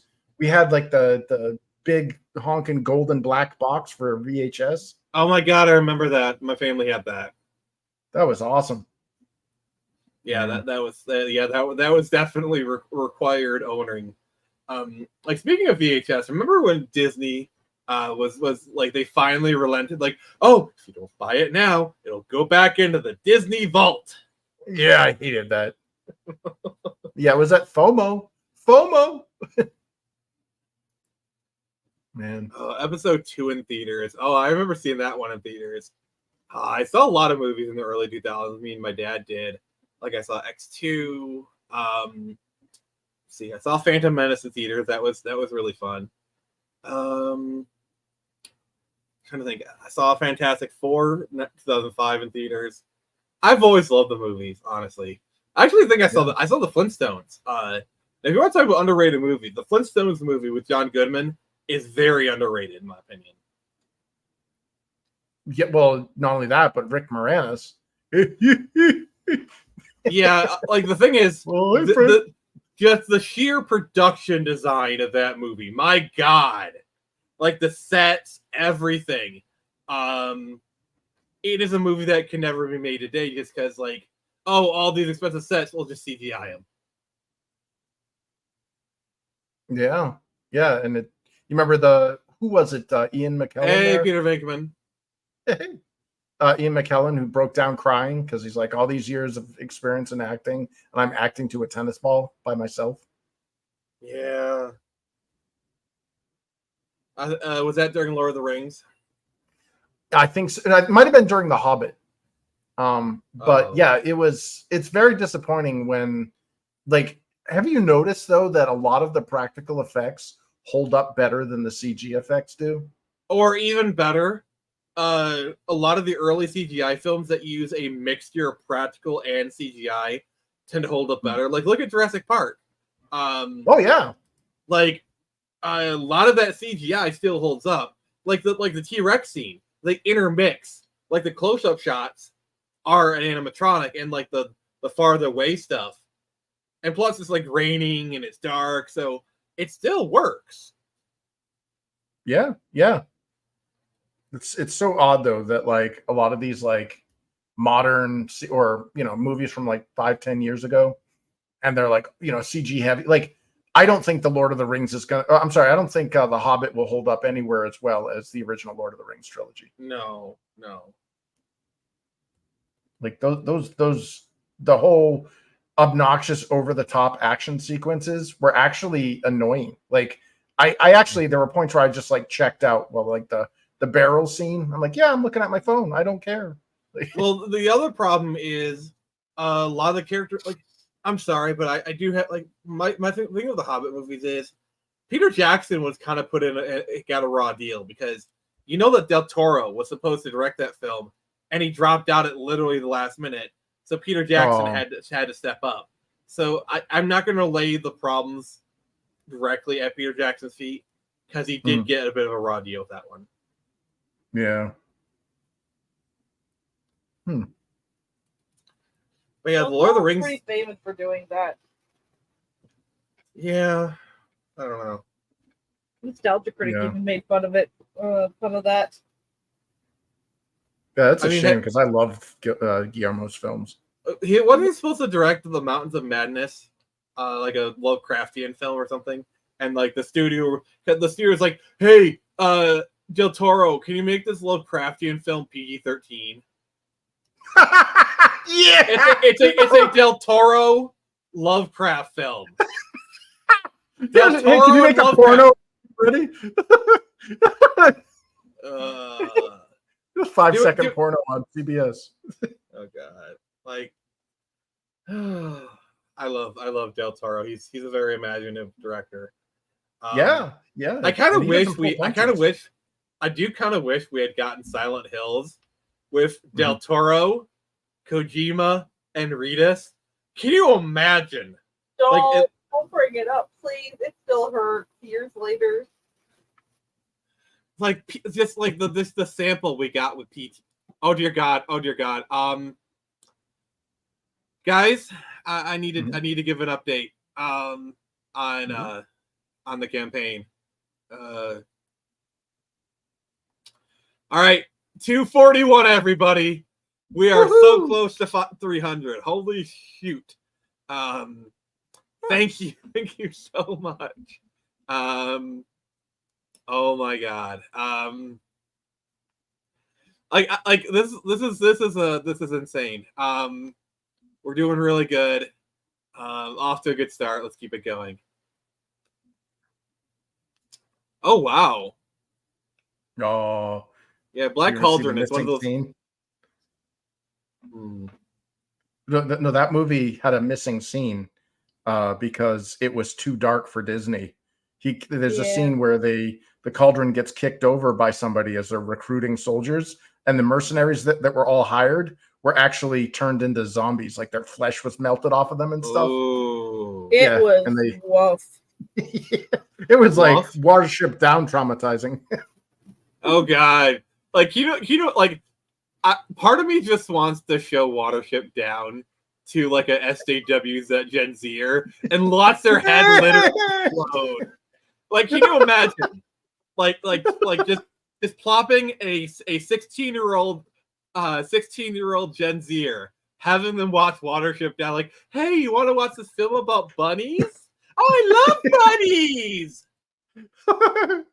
Yeah. When they start falling, the fields turn red with blood. Oh God. I still need to read the book. I have it on like Audible. But yeah, like, oh God, I've not like watched Watership Down myself, but like I've watched like the trailer and I've watched reviews of it. Holy crap, that thing is. Yeah, there's a scene where like there was so much killing in the killing field that all the grass just turns red with like an ocean of blood. Oh wow.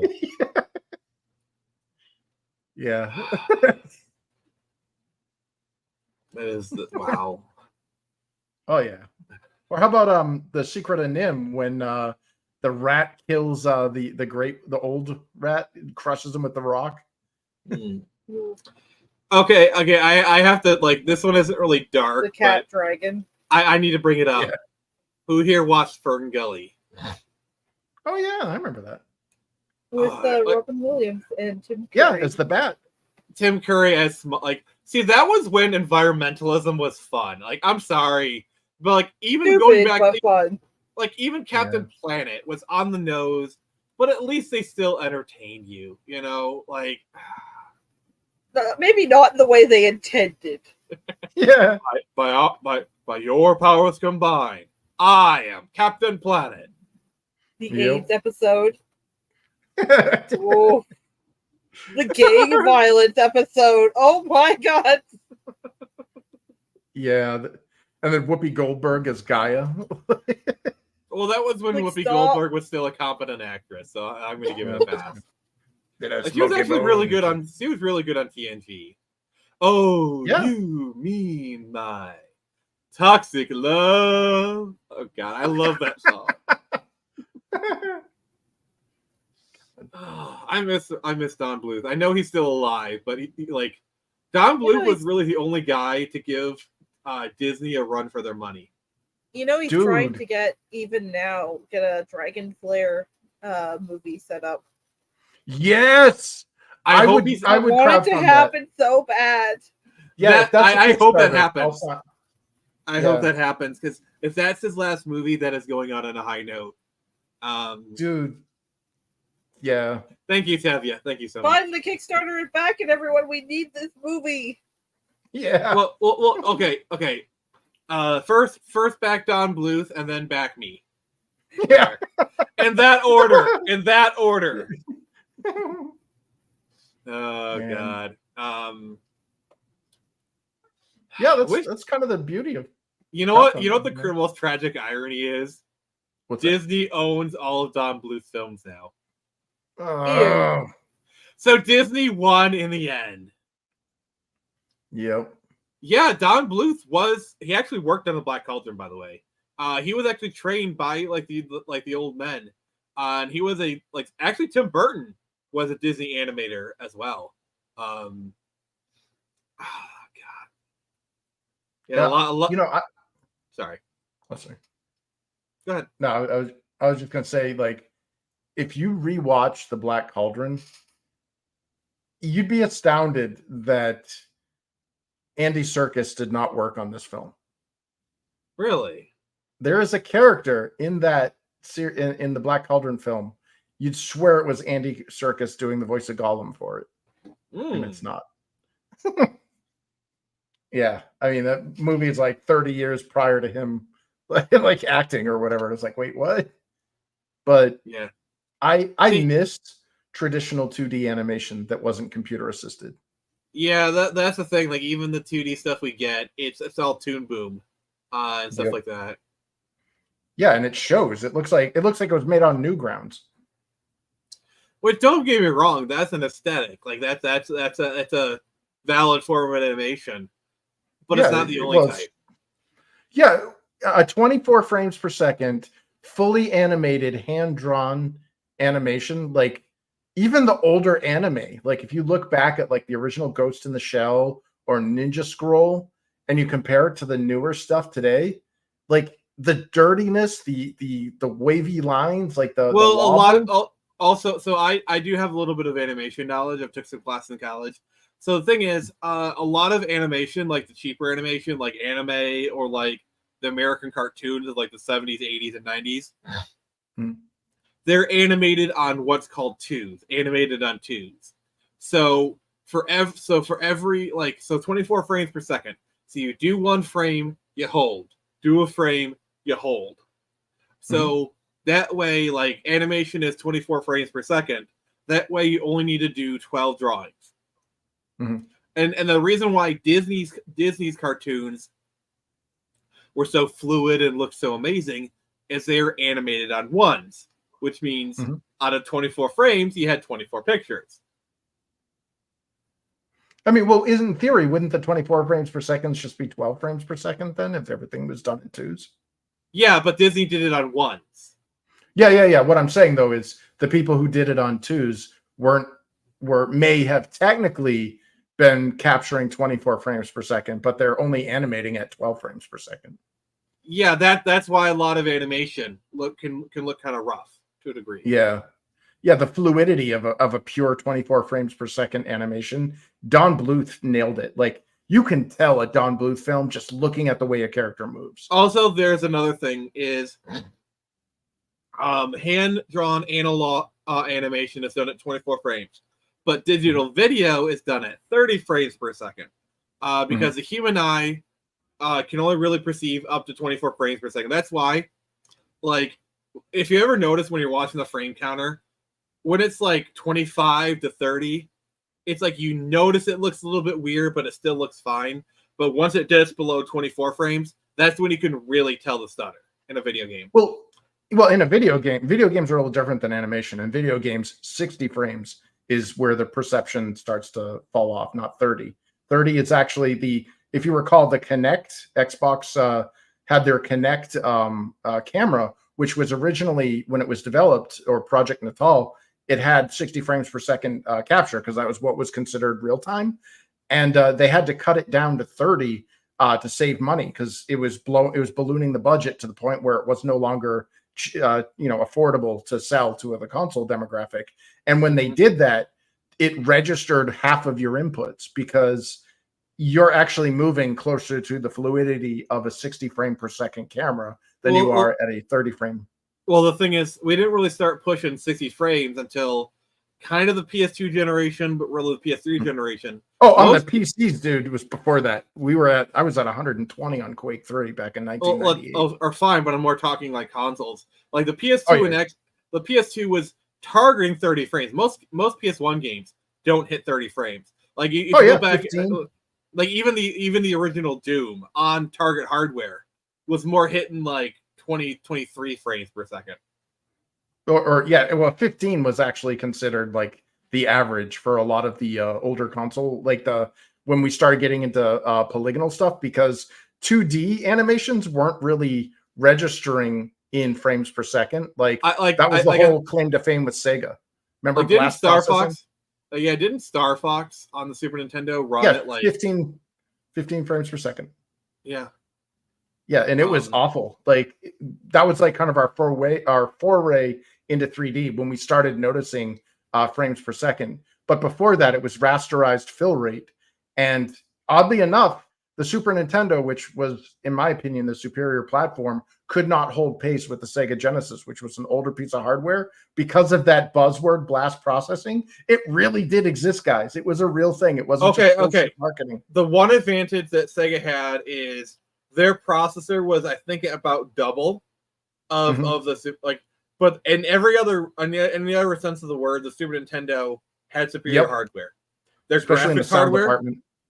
Well, it's because of different approaches. The Super Nintendo was sample based. It was sample based. Yep.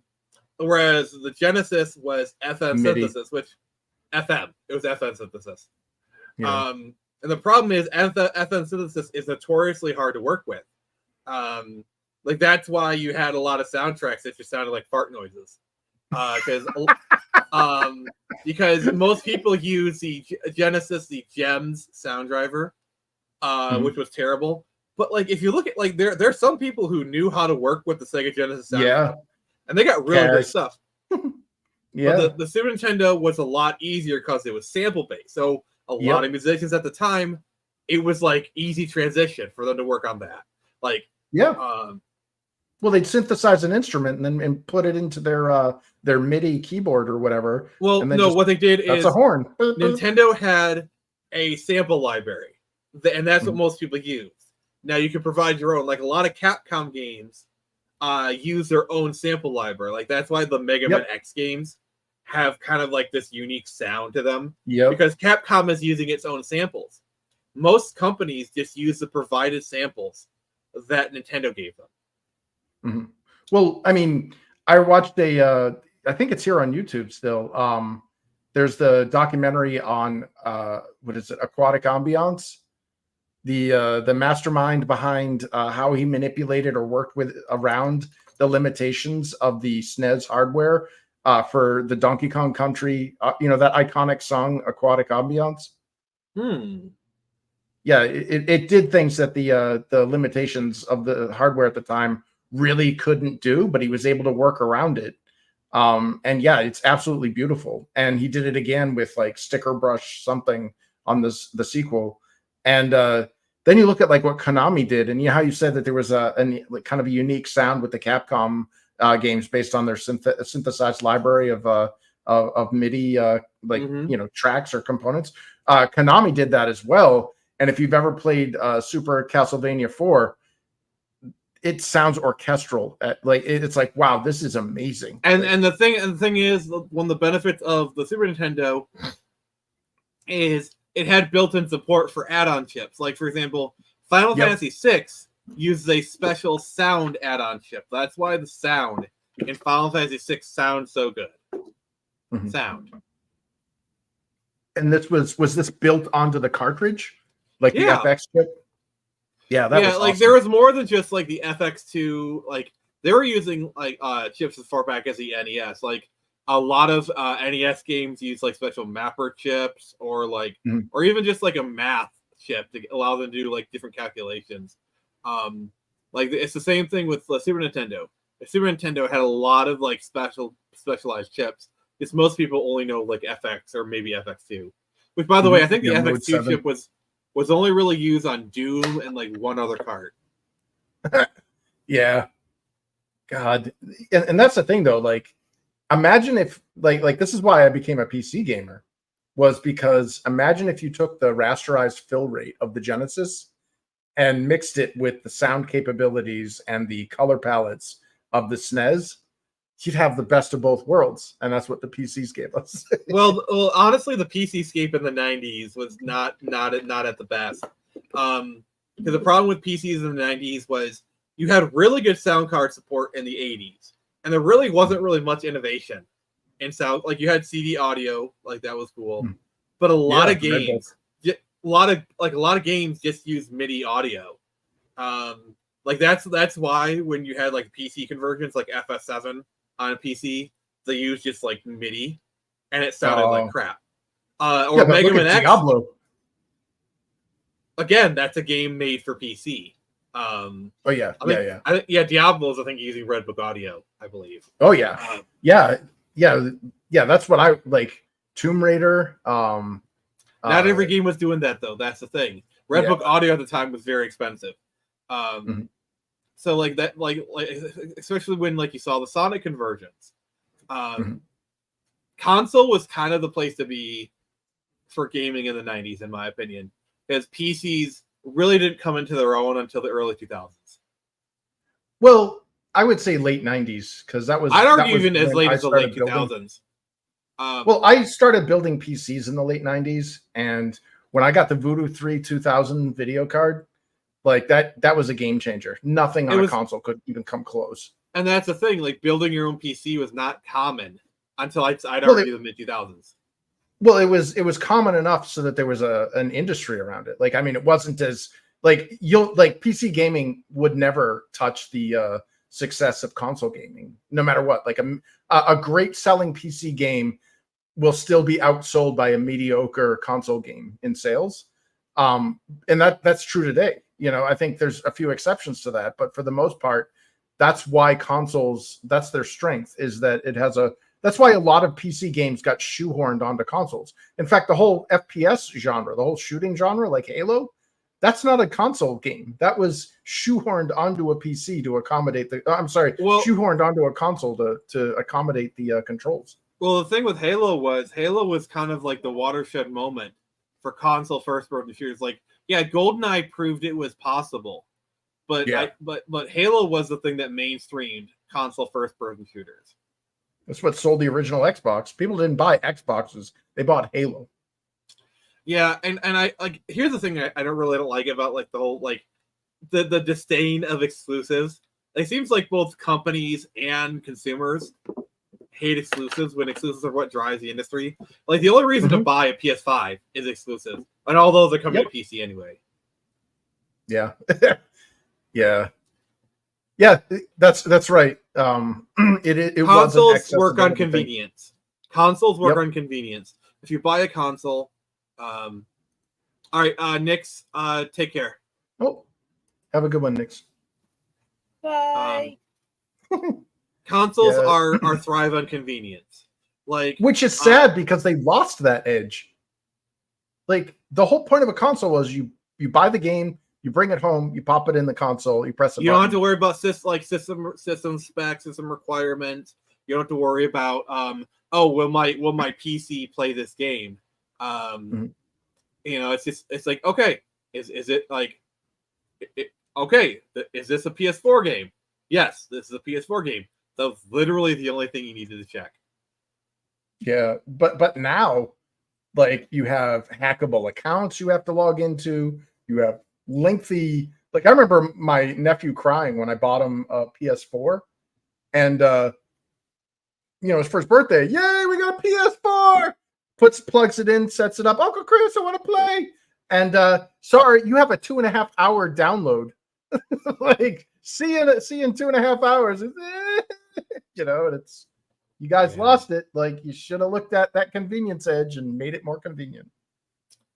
Yeah, and it's not just like when you buy the console. Like you buy a new game and you come home, you want to pop it's like let's say like all right, I just got the new Call of Duty on the midnight release. All right, let's start ranking. Oh, there's an hour, like 2-3 hour day one patch. All right. And you don't have enough hard drive space. Yeah, you don't have enough hard drive space. No, even better. It's like a 3-hour download. You go to bed, be like, okay, I'll play it tomorrow night. You wake up, and it's like, oh, you don't have enough hard drive space, and like, oh, I don't have time for this before work.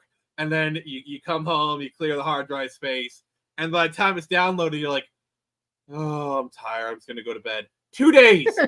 You lost Yep. 2 days because of that crap. Oh, no. And then day 3 comes around. You wake up after your tiredness and you go to turn it on, and it turns out that your account was banned because somebody had hacked it and left malicious things. And now you have to argue with the console manufacturer through email to try to get your account back. Yeah, like they lost the plot. Like, Or this is why Nintendo kicked all the ass this console generation. Yeah, like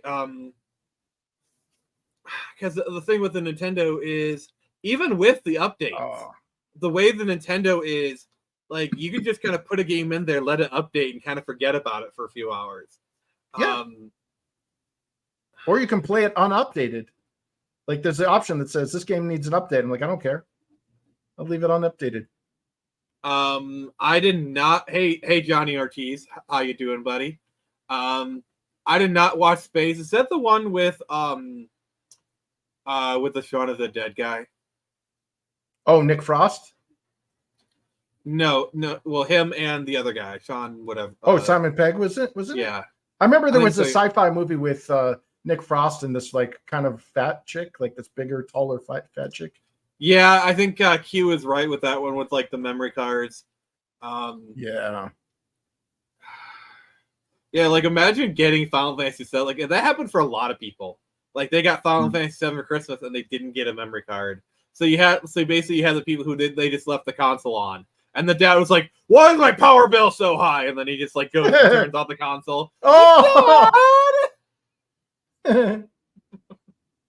God, yeah. I honestly this was before TRCs and TCRs existed for the consoles, but I believe that when the PS2 came out, games could save internally. Like you had an internal spot. That's battery backed up saves. They did have those. Like they started it on the NES. But no, I mean like the battery on the cartridge. But I mean, I think there was a standard they had to set because of the debacle of the Final Fantasy VII Christmas, because that was that's a meme, dude. Like the chorus of crying from children on Christmas Day being unable to play this game because they couldn't save it. But I think that sparked part of the compliance things. Was they said when the PS2 came out, it might even not have been the PS2, it might have been the PS3. That's how long it took. But they're like, we need to at least, like, every game that comes out needs to be able to be saved at least once on internal hard drive space or something, or the console needs to have a hard drive. Yeah, that was a benefit of the Xbox, and then by the PS3 360, that was pretty much standard. But did you know the Saturn actually had some space internally? Yep. And then you could actually, I think even the Sega CD had, you could actually buy a cartridge that was like a memory card. It was shaped like, I've seen them. A friend of mine had one. Although the sucky thing about that was that what the Americans used as a save space, you could pop that cartridge in the back for saving. There were Japanese games that required that cartridge space for the RAM upgrades. So like you couldn't play certain fighting games, or if you did, they were severely compromised if you didn't put the, like, I think it was like the 16 megs or the 8 meg. I know for Americans there was actually a card that you put in back that could do both the megs and had battery back. It was like an action replay. Oh hell yeah! Like that's awesome. That one? Yeah, I just remember the how Americans got cheated out of the better Saturn experience. Oh God, yes. All right, so this is the one I was talking about, the Sega CD backup RAM card. Oh wow! Oh, that's when you had the Tower of Power, though, right? Or no, yeah, because you had to plug it into the Genesis while the yeah, it was essentially a memory card, but it's shaped like a Genesis card. All right. And then this one. I actually had this Action Replay 4 Megabyte Plus. So wow. So this thing was a RAM expander, Action Replay, and it was a memory card as well. Those things were so useful. Wow. Yeah, that's. I don't know why Oh, anybody would. This is the one I had. It even had a serial port on top. Holy crap! Yeah, that completely negates the value of the first party product. Yeah, Like, that's the why thing. would Like you- a lot of companies were doing stuff like that. See, That's know, awesome. like, you want to know like the big problem is that back cartridge port. It was actually capable of booting games directly from that port. Oh shit! So you could have had a whole generation of, or like a kind of like what the Sega Master System did. The Sega Master System had two import or game ports. You had the cartridge port and you had the Sega card port. Looks like something Soldier Boy would sell on Amazon. Oh my god, that is Soldier Boy brutal. console. Oh, I think you meant like the boys thing, but yeah. Oh no, there's a he did rapper mean it. Soldier Boy. He did mean it. Yeah. Okay. Yeah. He's the one that was selling that illegal console. It's like, yeah, you're stealing other like manufacturers' products there, buddy. You probably should not be. I mean, to be that. fair, a lot of companies do that kind of thing. Like China rips off stuff all the time. Oh well, China has no regard for copyrights. I mean, there's white label products. You know, yeah, like Pokimane actually got into trouble a little bit when she was trying to market her cookies. They're just, you know, like they're yeah. That's something funny. It's kind of like you see a lot with content creators is they're trying to get out of the content creator game. Like I get it, you know. It's like they're kind of at the end of their career, you know.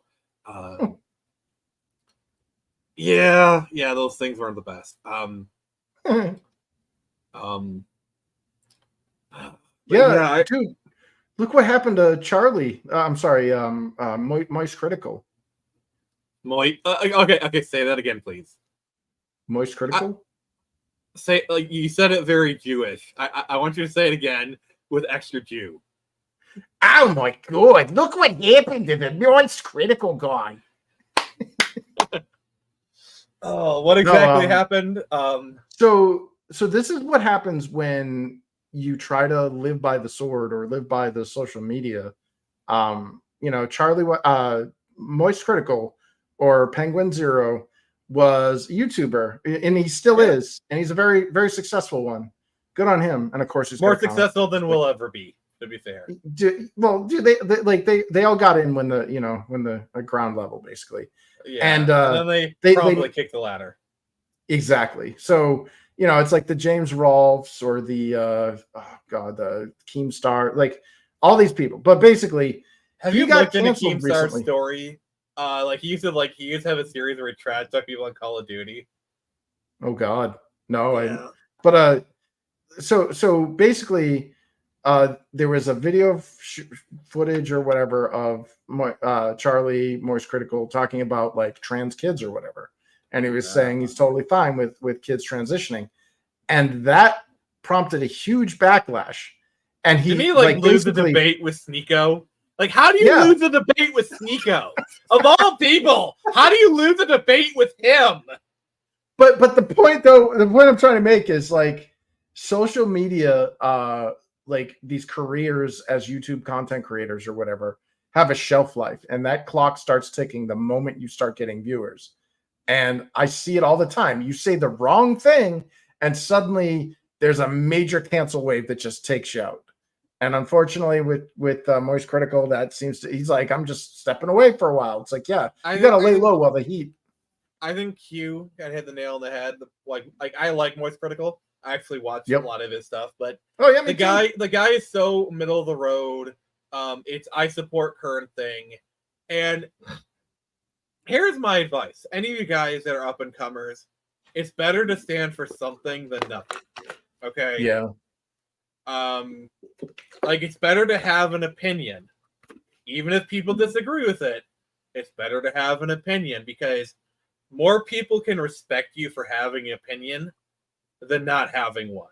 You know. Well, you're gonna get canceled eventually. You might as well define. Well, to be fair, canceling only works if you let them cancel you. That's the thing. Well, that's true. But like, people are going to rage, like just existing people are going to rage about you. And when you get put in front of more people, the likelihood of people raging against you increases.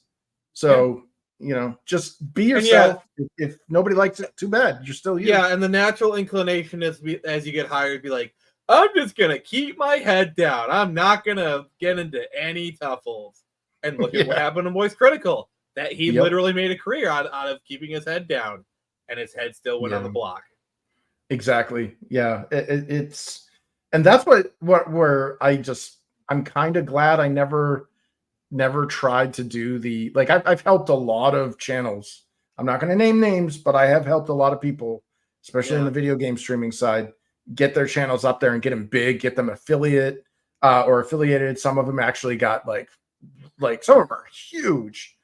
And it's like, yeah, I don't want that, man. Like, yeah, you're making bank, but the amount of work you have to do, no weekends, screw that.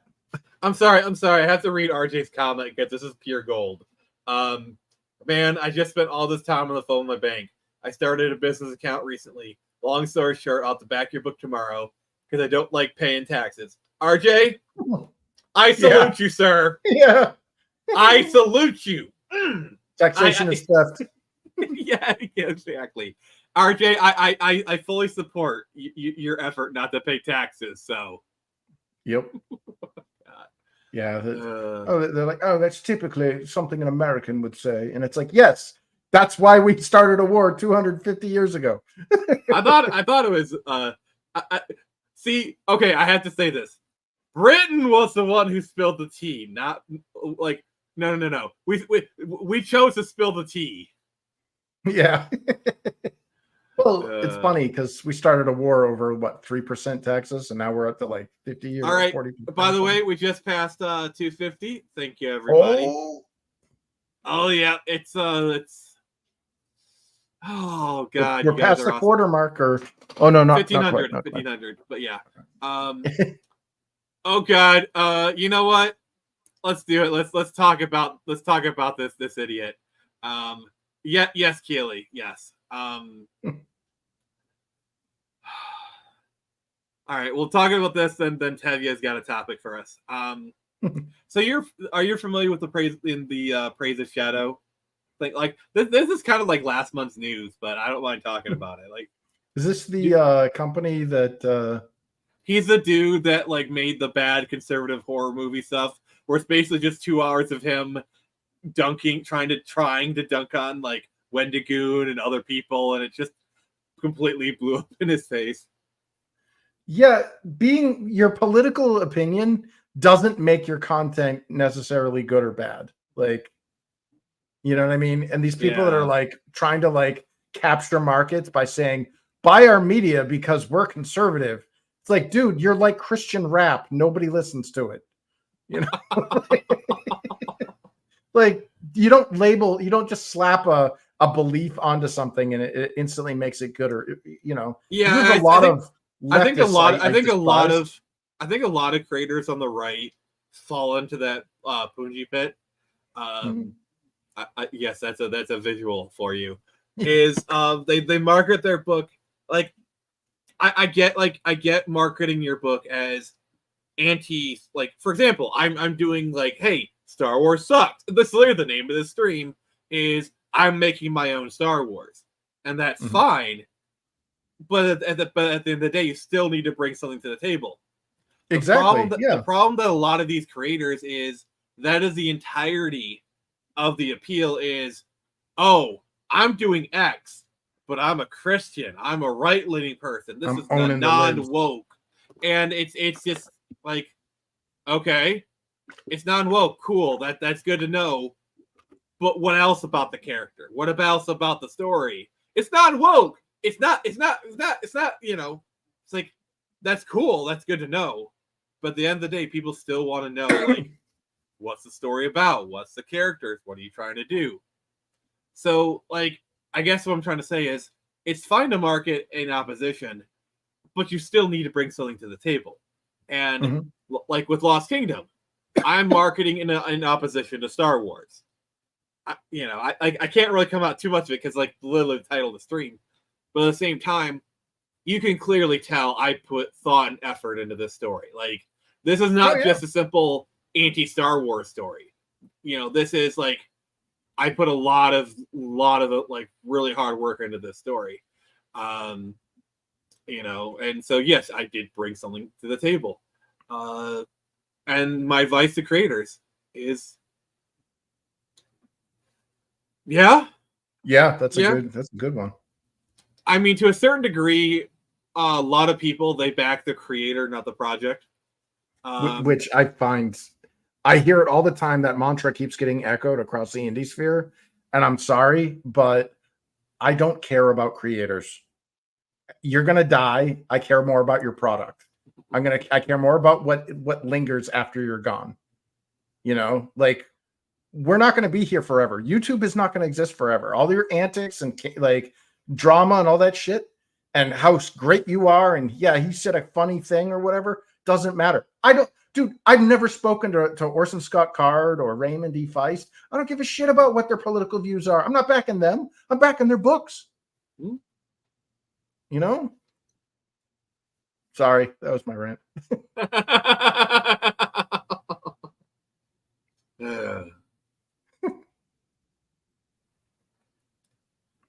Yeah.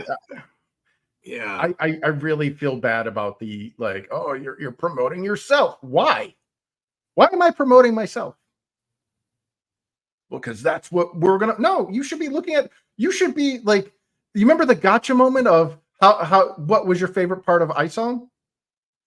Like, that shouldn't have been a gotcha moment, guys. Yeah, that's why I kind of stayed out of that whole quagmire. Same here. Like, I have no skin in any. I personally never backed any of Eric's books. I respect what he's doing. I respect his, you know, gumption and all that stuff.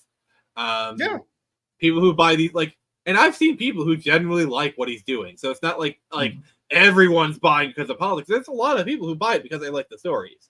I just tend to like, okay, Eric's cool. I respect him. Yeah, and that's kind of the end of it for me, you know. But I'm not backing ISOM because of Eric July. I would be backing ISOM because I enjoyed the product, you know. Yeah, and I'm so like you gotta start. Like, how many people have you known, like, personally, that have been in this indie sphere that have started channels for years and then they end? They just gave up because they're like, I'm not getting more backers. My channel isn't growing. I'm burning a candle on both ends because I was given this advice that I needed to sell myself instead of my product. Yeah, that was my thing. Like, I kept getting told, like, you need to start your own YouTube channel. You need your own platform. And I would argue that was good advice. Because look, this is the end result of it. I'm launching my book on my own stream, and it's actually getting money. So, like, I'm doing something right, you know. But I do see what you're saying.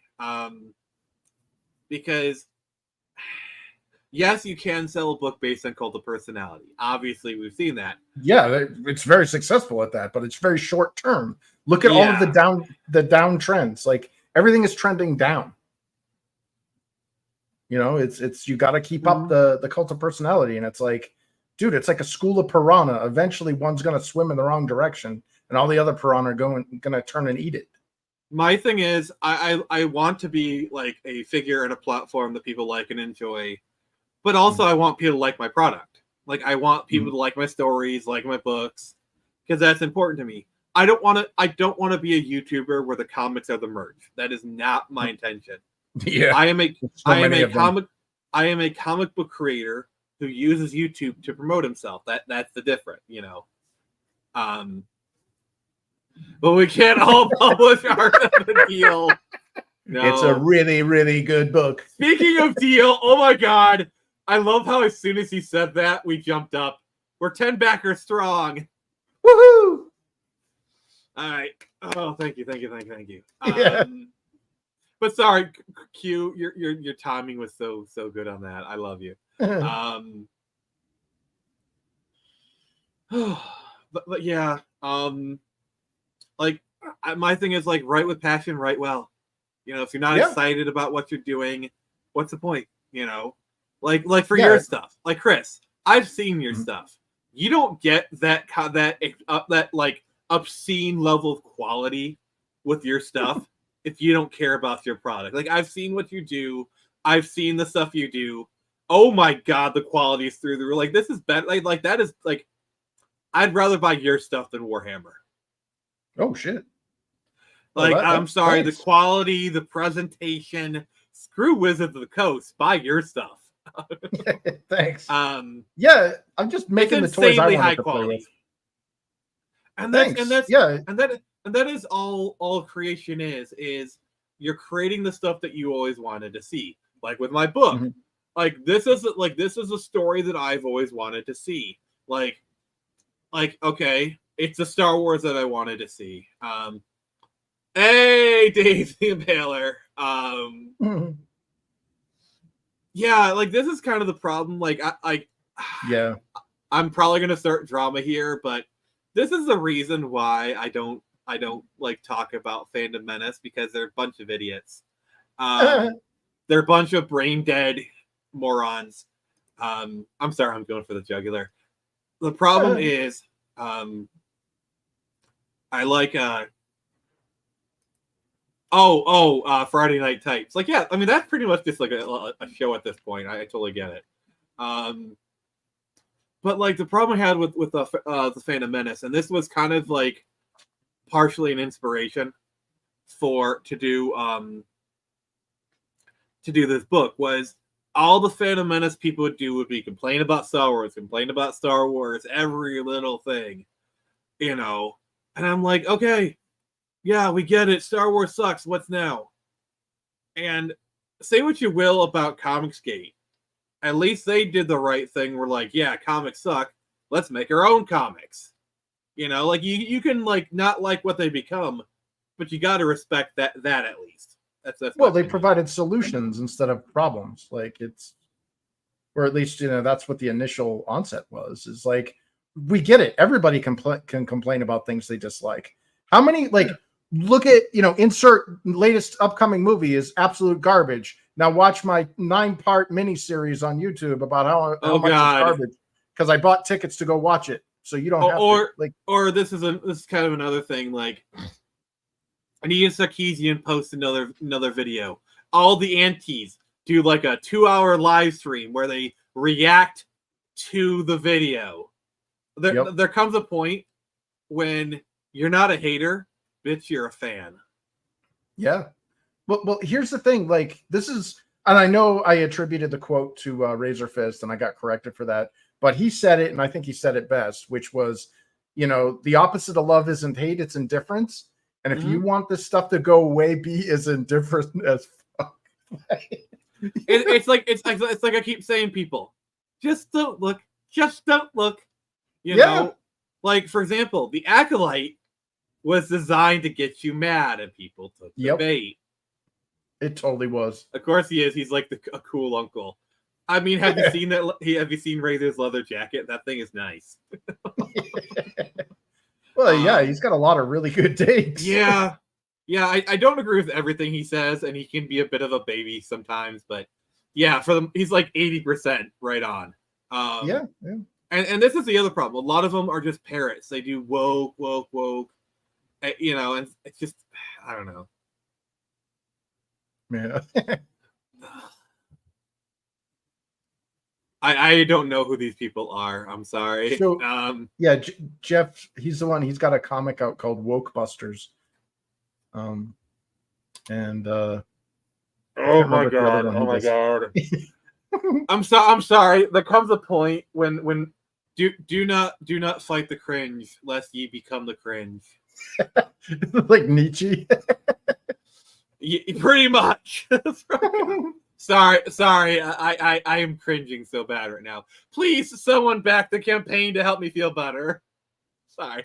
Yeah, I like It's a Gundam. I know, like, I know he does a lot of complaining about, like, you know, modern crap, but he also, like, I don't know what it is. I mean, maybe it's the New York accent. I don't know, but the man's funny as hell.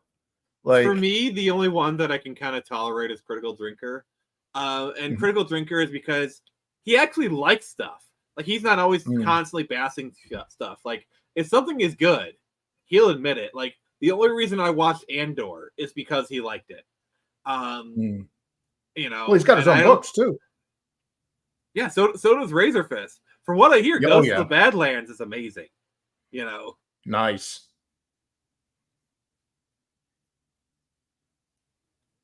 Yeah, just calling it woke in place of an argument. Yeah, that's true. Sample Grifter vlog title: Kathleen Kennedy craps on Star Wars. That wait, did you just rip that off from what's his name, Doomcock? That sounds like a Doomcock title. Yeah, my source is Reddit. Okay. Doomcock, for all intents and purposes, seems like a decent enough dude. So I'm not. What I'm about to say is not an attack on him personally, but I just could not. After a while, I could not take his content of Kathleen Kennedy's getting fired this week. Trust me, guys. We swear. I know. Yeah. Like I've seen him in live streams. I've seen him in live streams. He seems like a nice guy. He's probably someone I would enjoy talking to. Like, I would probably have an honest talk. Like, I could probably say, yeah, I didn't really watch your video. Stop watching videos. And if I say it fairly, he'll probably like, okay, fair enough. You know. Kathleen Kennedy is the worst CEOs in the history of CEOs. I would know. I know worse CEOs. I like how I like how I made Trump Jewish. All right, Chris. Say something Donald Trump Jewish. I'm sorry. I need to say. What would that be like? Trumpowitz? Or...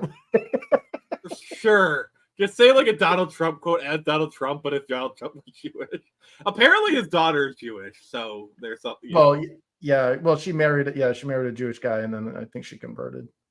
Okay, yeah. But well, that's the thing. It's like that. What we consider stereotypically Jewish is generally the New York Jew, or the Los Angeles. Oh my God, Jew. The nose. Yeah, like that's like if you've ever like Gal Gadot, for example, she's an Israeli Jew and does not sound anything like what we would consider the New York Jew. The New York Jew just sounds like a Jewish version of the Brooklyn accent. Yeah, that's right. God. This is the worst deal in the history of deals ever.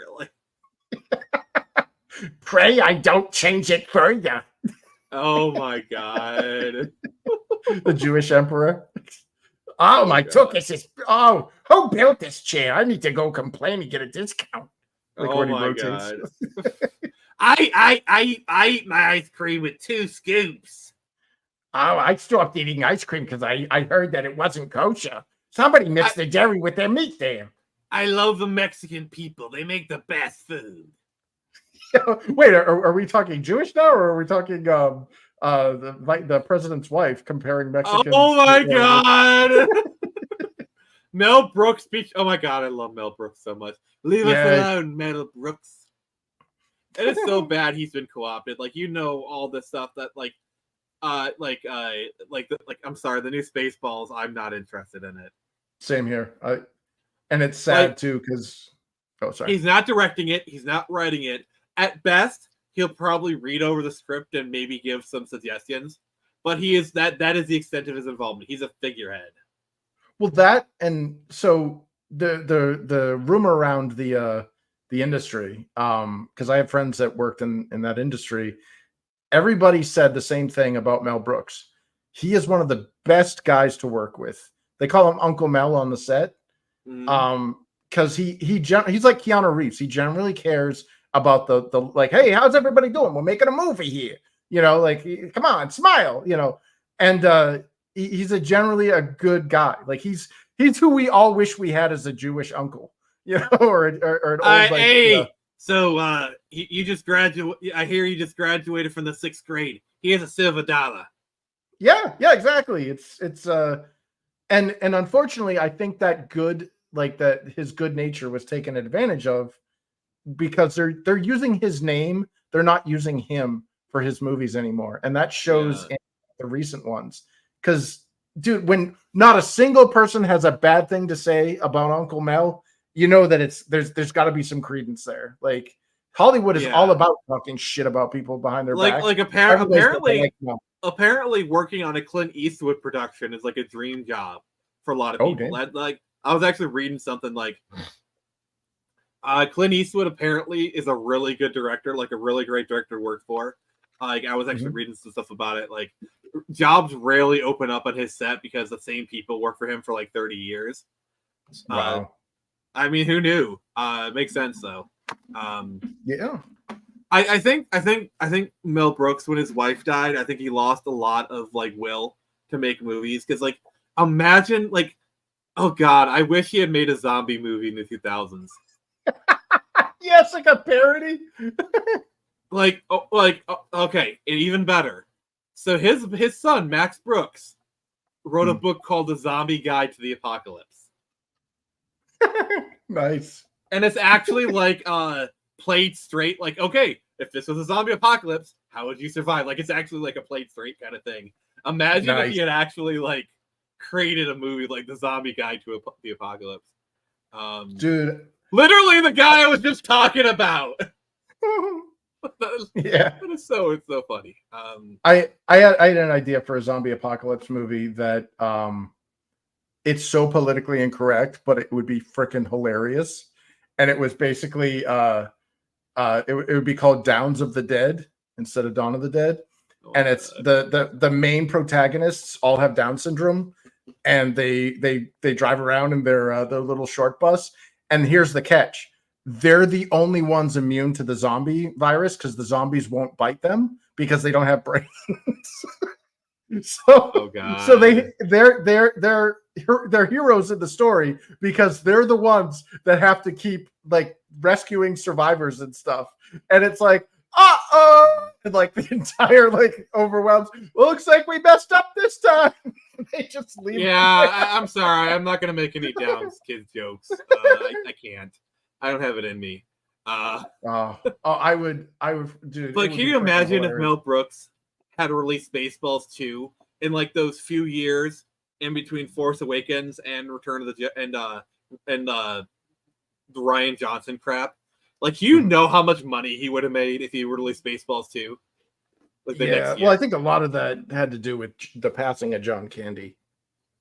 You know, when Barf, like, that sucked. When did John Candy pass away? I think it was like 94. Oh, like, Wagons East, I think, was his last film. Because, like, imagine if he had not died.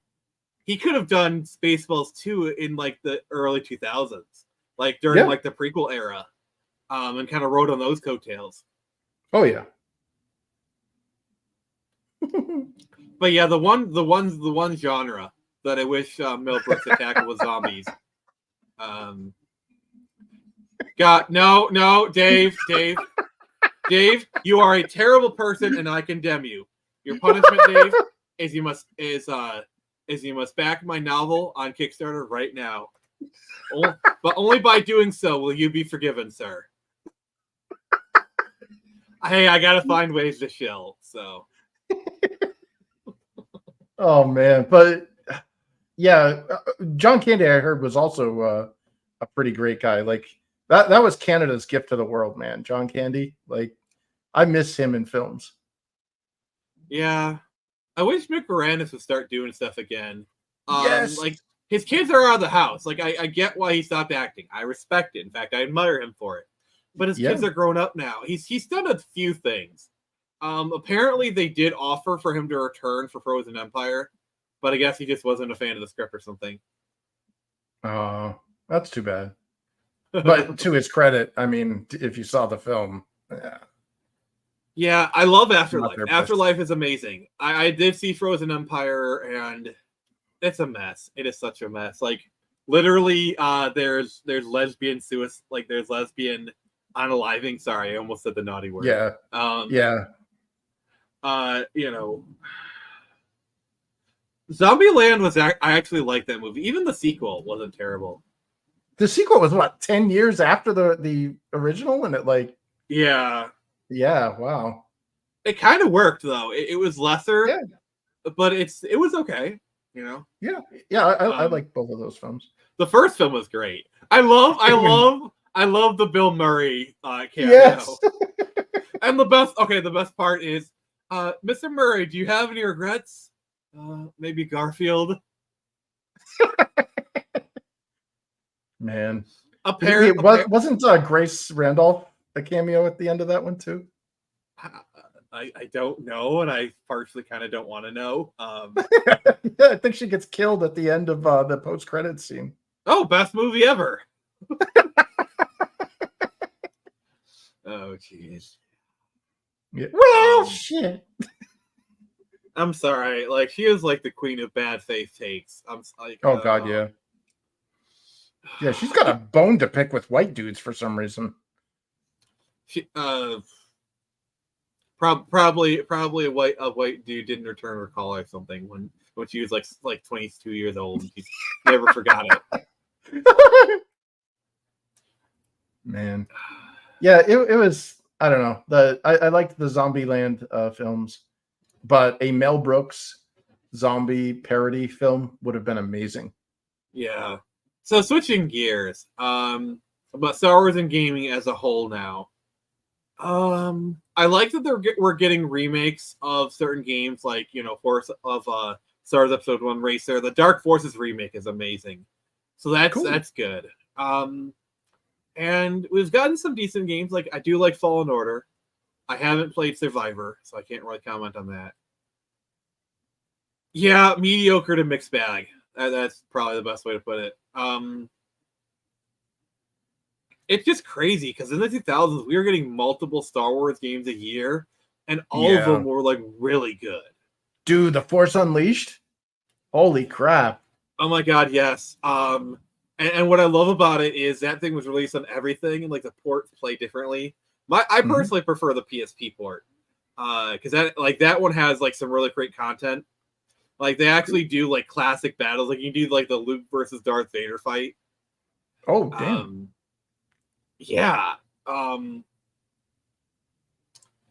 We actually talked about it a little bit earlier. Jared gave his thoughts. But hey, I'm glad you like it, Dave. Yeah, that third sentence, that's what we majorly honed in on. Or the fourth. Yeah, it was, dude, the potato Harley and the turning everybody into frumpy middle-aged women. Like, no. Yeah, why did they turn the Penguin into Jim Sterling? Like, what was the value in that? What? Yeah. Don't Google Jim Sterling if you have if you've eaten in the last 15 minutes. Oh god. Thankfully, I still need to make dinner, so my oh, yep, pretty much. But representation only matters to narcissists. Like, remember that meme where they show like the little black girl looking at the TV screen, and there's a picture of the Little Mermaid or whatever, and they like made her black, and she's like, "I feel represented." And then you look at a picture of Son Goku or whatever from Dragon Ball, and there's a bunch of black kids around. They're like, "Yeah, that's me." And it's like, yeah, like nobody cares. Like, I mean, it's also kind of a gender dynamic because, like, Chris, you've heard. I'm sure. What about the quote? You know about the quote? Yeah, the play studies. Yep. Where men put that, like, for men, they like when they play with a Batman toy, they are Batman. They are Bruce Wayne Batman. But when a girl plays with a Batman toy, Batman is her. Like, Batman is plays house with it and makes tea parties and shit. Yeah. Yeah. Lego actually did that study in Scandinavia, and yeah, it proves that there is a level of female narcissism that gets fostered in our society today that really is detrimental to everything. Yeah.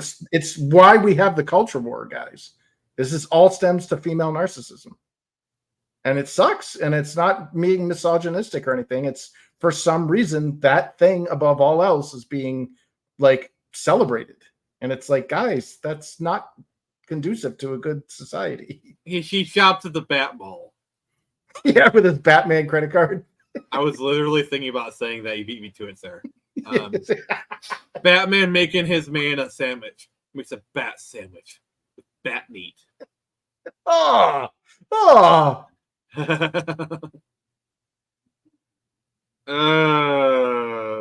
yeah. Let's not. Yeah.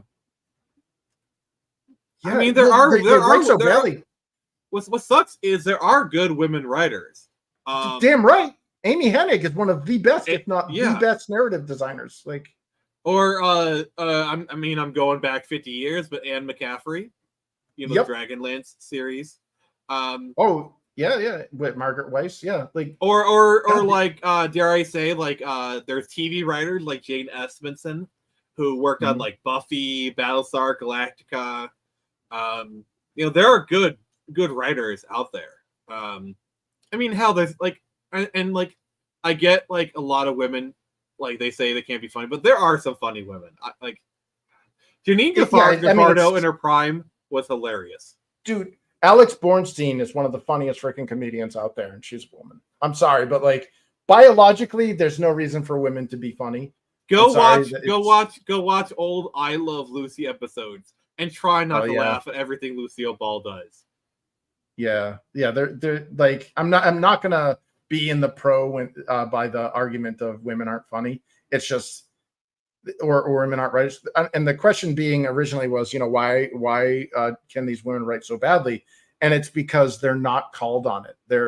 The female narcissism is being protected by the industry. It's being celebrated. See, and the problem I see with a lot of like bad female comics is they default to sex jokes. Like, a lot of their routines are just complaining about bad dates, or if they say "my vagina" enough times. Now, don't get me wrong. I've seen women do those kind of routines, and they're actually kind of funny. But those are rare. Well, dude, have you seen that? There's this one Australian lesbian that looks like a giant Harry Potter, Hannah Gatsby. She got on the stage and basically was like shouting at the audience how angry she is about sexism and all this stuff. And I was waiting for the comedy. And when the credits like rolled, I was like, wait, that was supposed to be a stand-up? What the hell? Like, this wasn't even funny. Yeah. Like, I felt bad for her. I was like, wow, what a shitty life. Sorry that you had to go through that. And then the credits rolled. I'm like, wait, what? Yeah. I don't like the fact that we feminized our culture to the point where, what is it? Women are the police of conformity and men are the risk takers. We're in a society of conformity now. Like, well, the problem is even if there is a woman who does not conform to the stuff, she will be made to conform by other women. Yeah. Like, was it the tallest blade of grass gets mowed? But I think you're trying to evoke the Japanese proverb. It's the nail that sticks out that gets a hammer. Yeah, that's what it is. And like remember when Candace Owens was chased out of a restaurant for being a white supremacist, and the photo showed a bunch of white women screaming at her, and I'm like, does anybody else see the irony here? Literally, if that happened 20 years ago, there'd be like, people be calling it for what it is, racism. Yeah. I'm tired of. I'm tired of celebrating mediocrity for the sake of conformity. If you don't like something, just say you don't like it and move on. Yeah, like I do not plan on watching The Acolyte. You notice Same how I'm not gonna say I've never talked about The Acolyte because like I know I probably have at least one or two posts, so somebody's gonna dig that up and call me out on it. But I hardly talk about The Acolyte on my Twitter. That's fair. And because here's the thing, I know I don't like the show, so what's the point of engaging? Exactly. I have my stuff. Like, I've been playing Ghost of Tsushima some more. That game is amazing. Hell yeah. Even Japan likes Ghost of Tsushima, so. Oh, do you remember that? Do you remember that, like, that controversy around Ghost of Tsushima? Like, they had a concert and they had a white dude playing, like, the Japanese flute, and people were like, "Why is a white dude doing it?" And the people pointed out, like, he's literally one of the best Japanese flute players in the world. He's like one of only 5 people in the world who can play at that level or something. Oh my god! I don't mean to change subjects. All right. Wait, before we do that, obligatory. I pissed off Paul Feig enough to get him to quote tweet me. I've been quote tweeted by Paul Feig, so I'm sorry. I had to mention that. Go ahead. So I work in cybersecurity, and I just got 8 consecutive warnings that this is kind of scary. Okay. It just said that nationalpublicdata.com has had a security breach. Do you know what National Public Data collects? Is it public data? Our social security numbers. Oh shit! Just says your social security number was found on the dark web. Oh. And I'm not saying that about just me. I'm saying that about everyone. This is, I hope this is a fluke. I don't think it is. But yeah, that's a lot of warnings to get from work saying, hey, you know, joke's on them. I'm embarrassingly poor. Well, that's your social security number. That's your disability. That's your ability to rent anything. It's ability to get a job. Oh, I'm sorry, you're already employed at Walmart. Wait, what? God, now I gotta look, like, after the show. Now I gotta go freaking run around like a chick with my head cut off on a Friday afternoon when the weekend, everything's closed now. All right. Well, let's kind of start wrapping up so that we can give you time to do that. Then. Yeah. Holy crap. Not gonna work for them. I get Jack. So Chris, where can people find you and what you got going on? Oh yeah. So let's see. Later tonight, I will be on at 10 o'clock Eastern time. I will be on, what do they call themselves? The Friday Nights with a K. So nights. And that's the Friday Nights will be at 10 o'clock here on YouTube. Check us out. And in addition to that, I'm continuing working on my Infinitale Chronicles Book 2. I'm hoping to have some pretty cool stuff to show soon. But in the meantime, you can check out what I have currently available on my website at infinitaalechronicles.com. And thanks for having me, man. Yeah. So thank you everyone for joining us. Really great start to this. If you have not yet, please consider buy my book. But anyway, thank you. We'll be streaming Witcher 3 tomorrow on this very channel. Thank you everyone for joining us. This was a really good stream.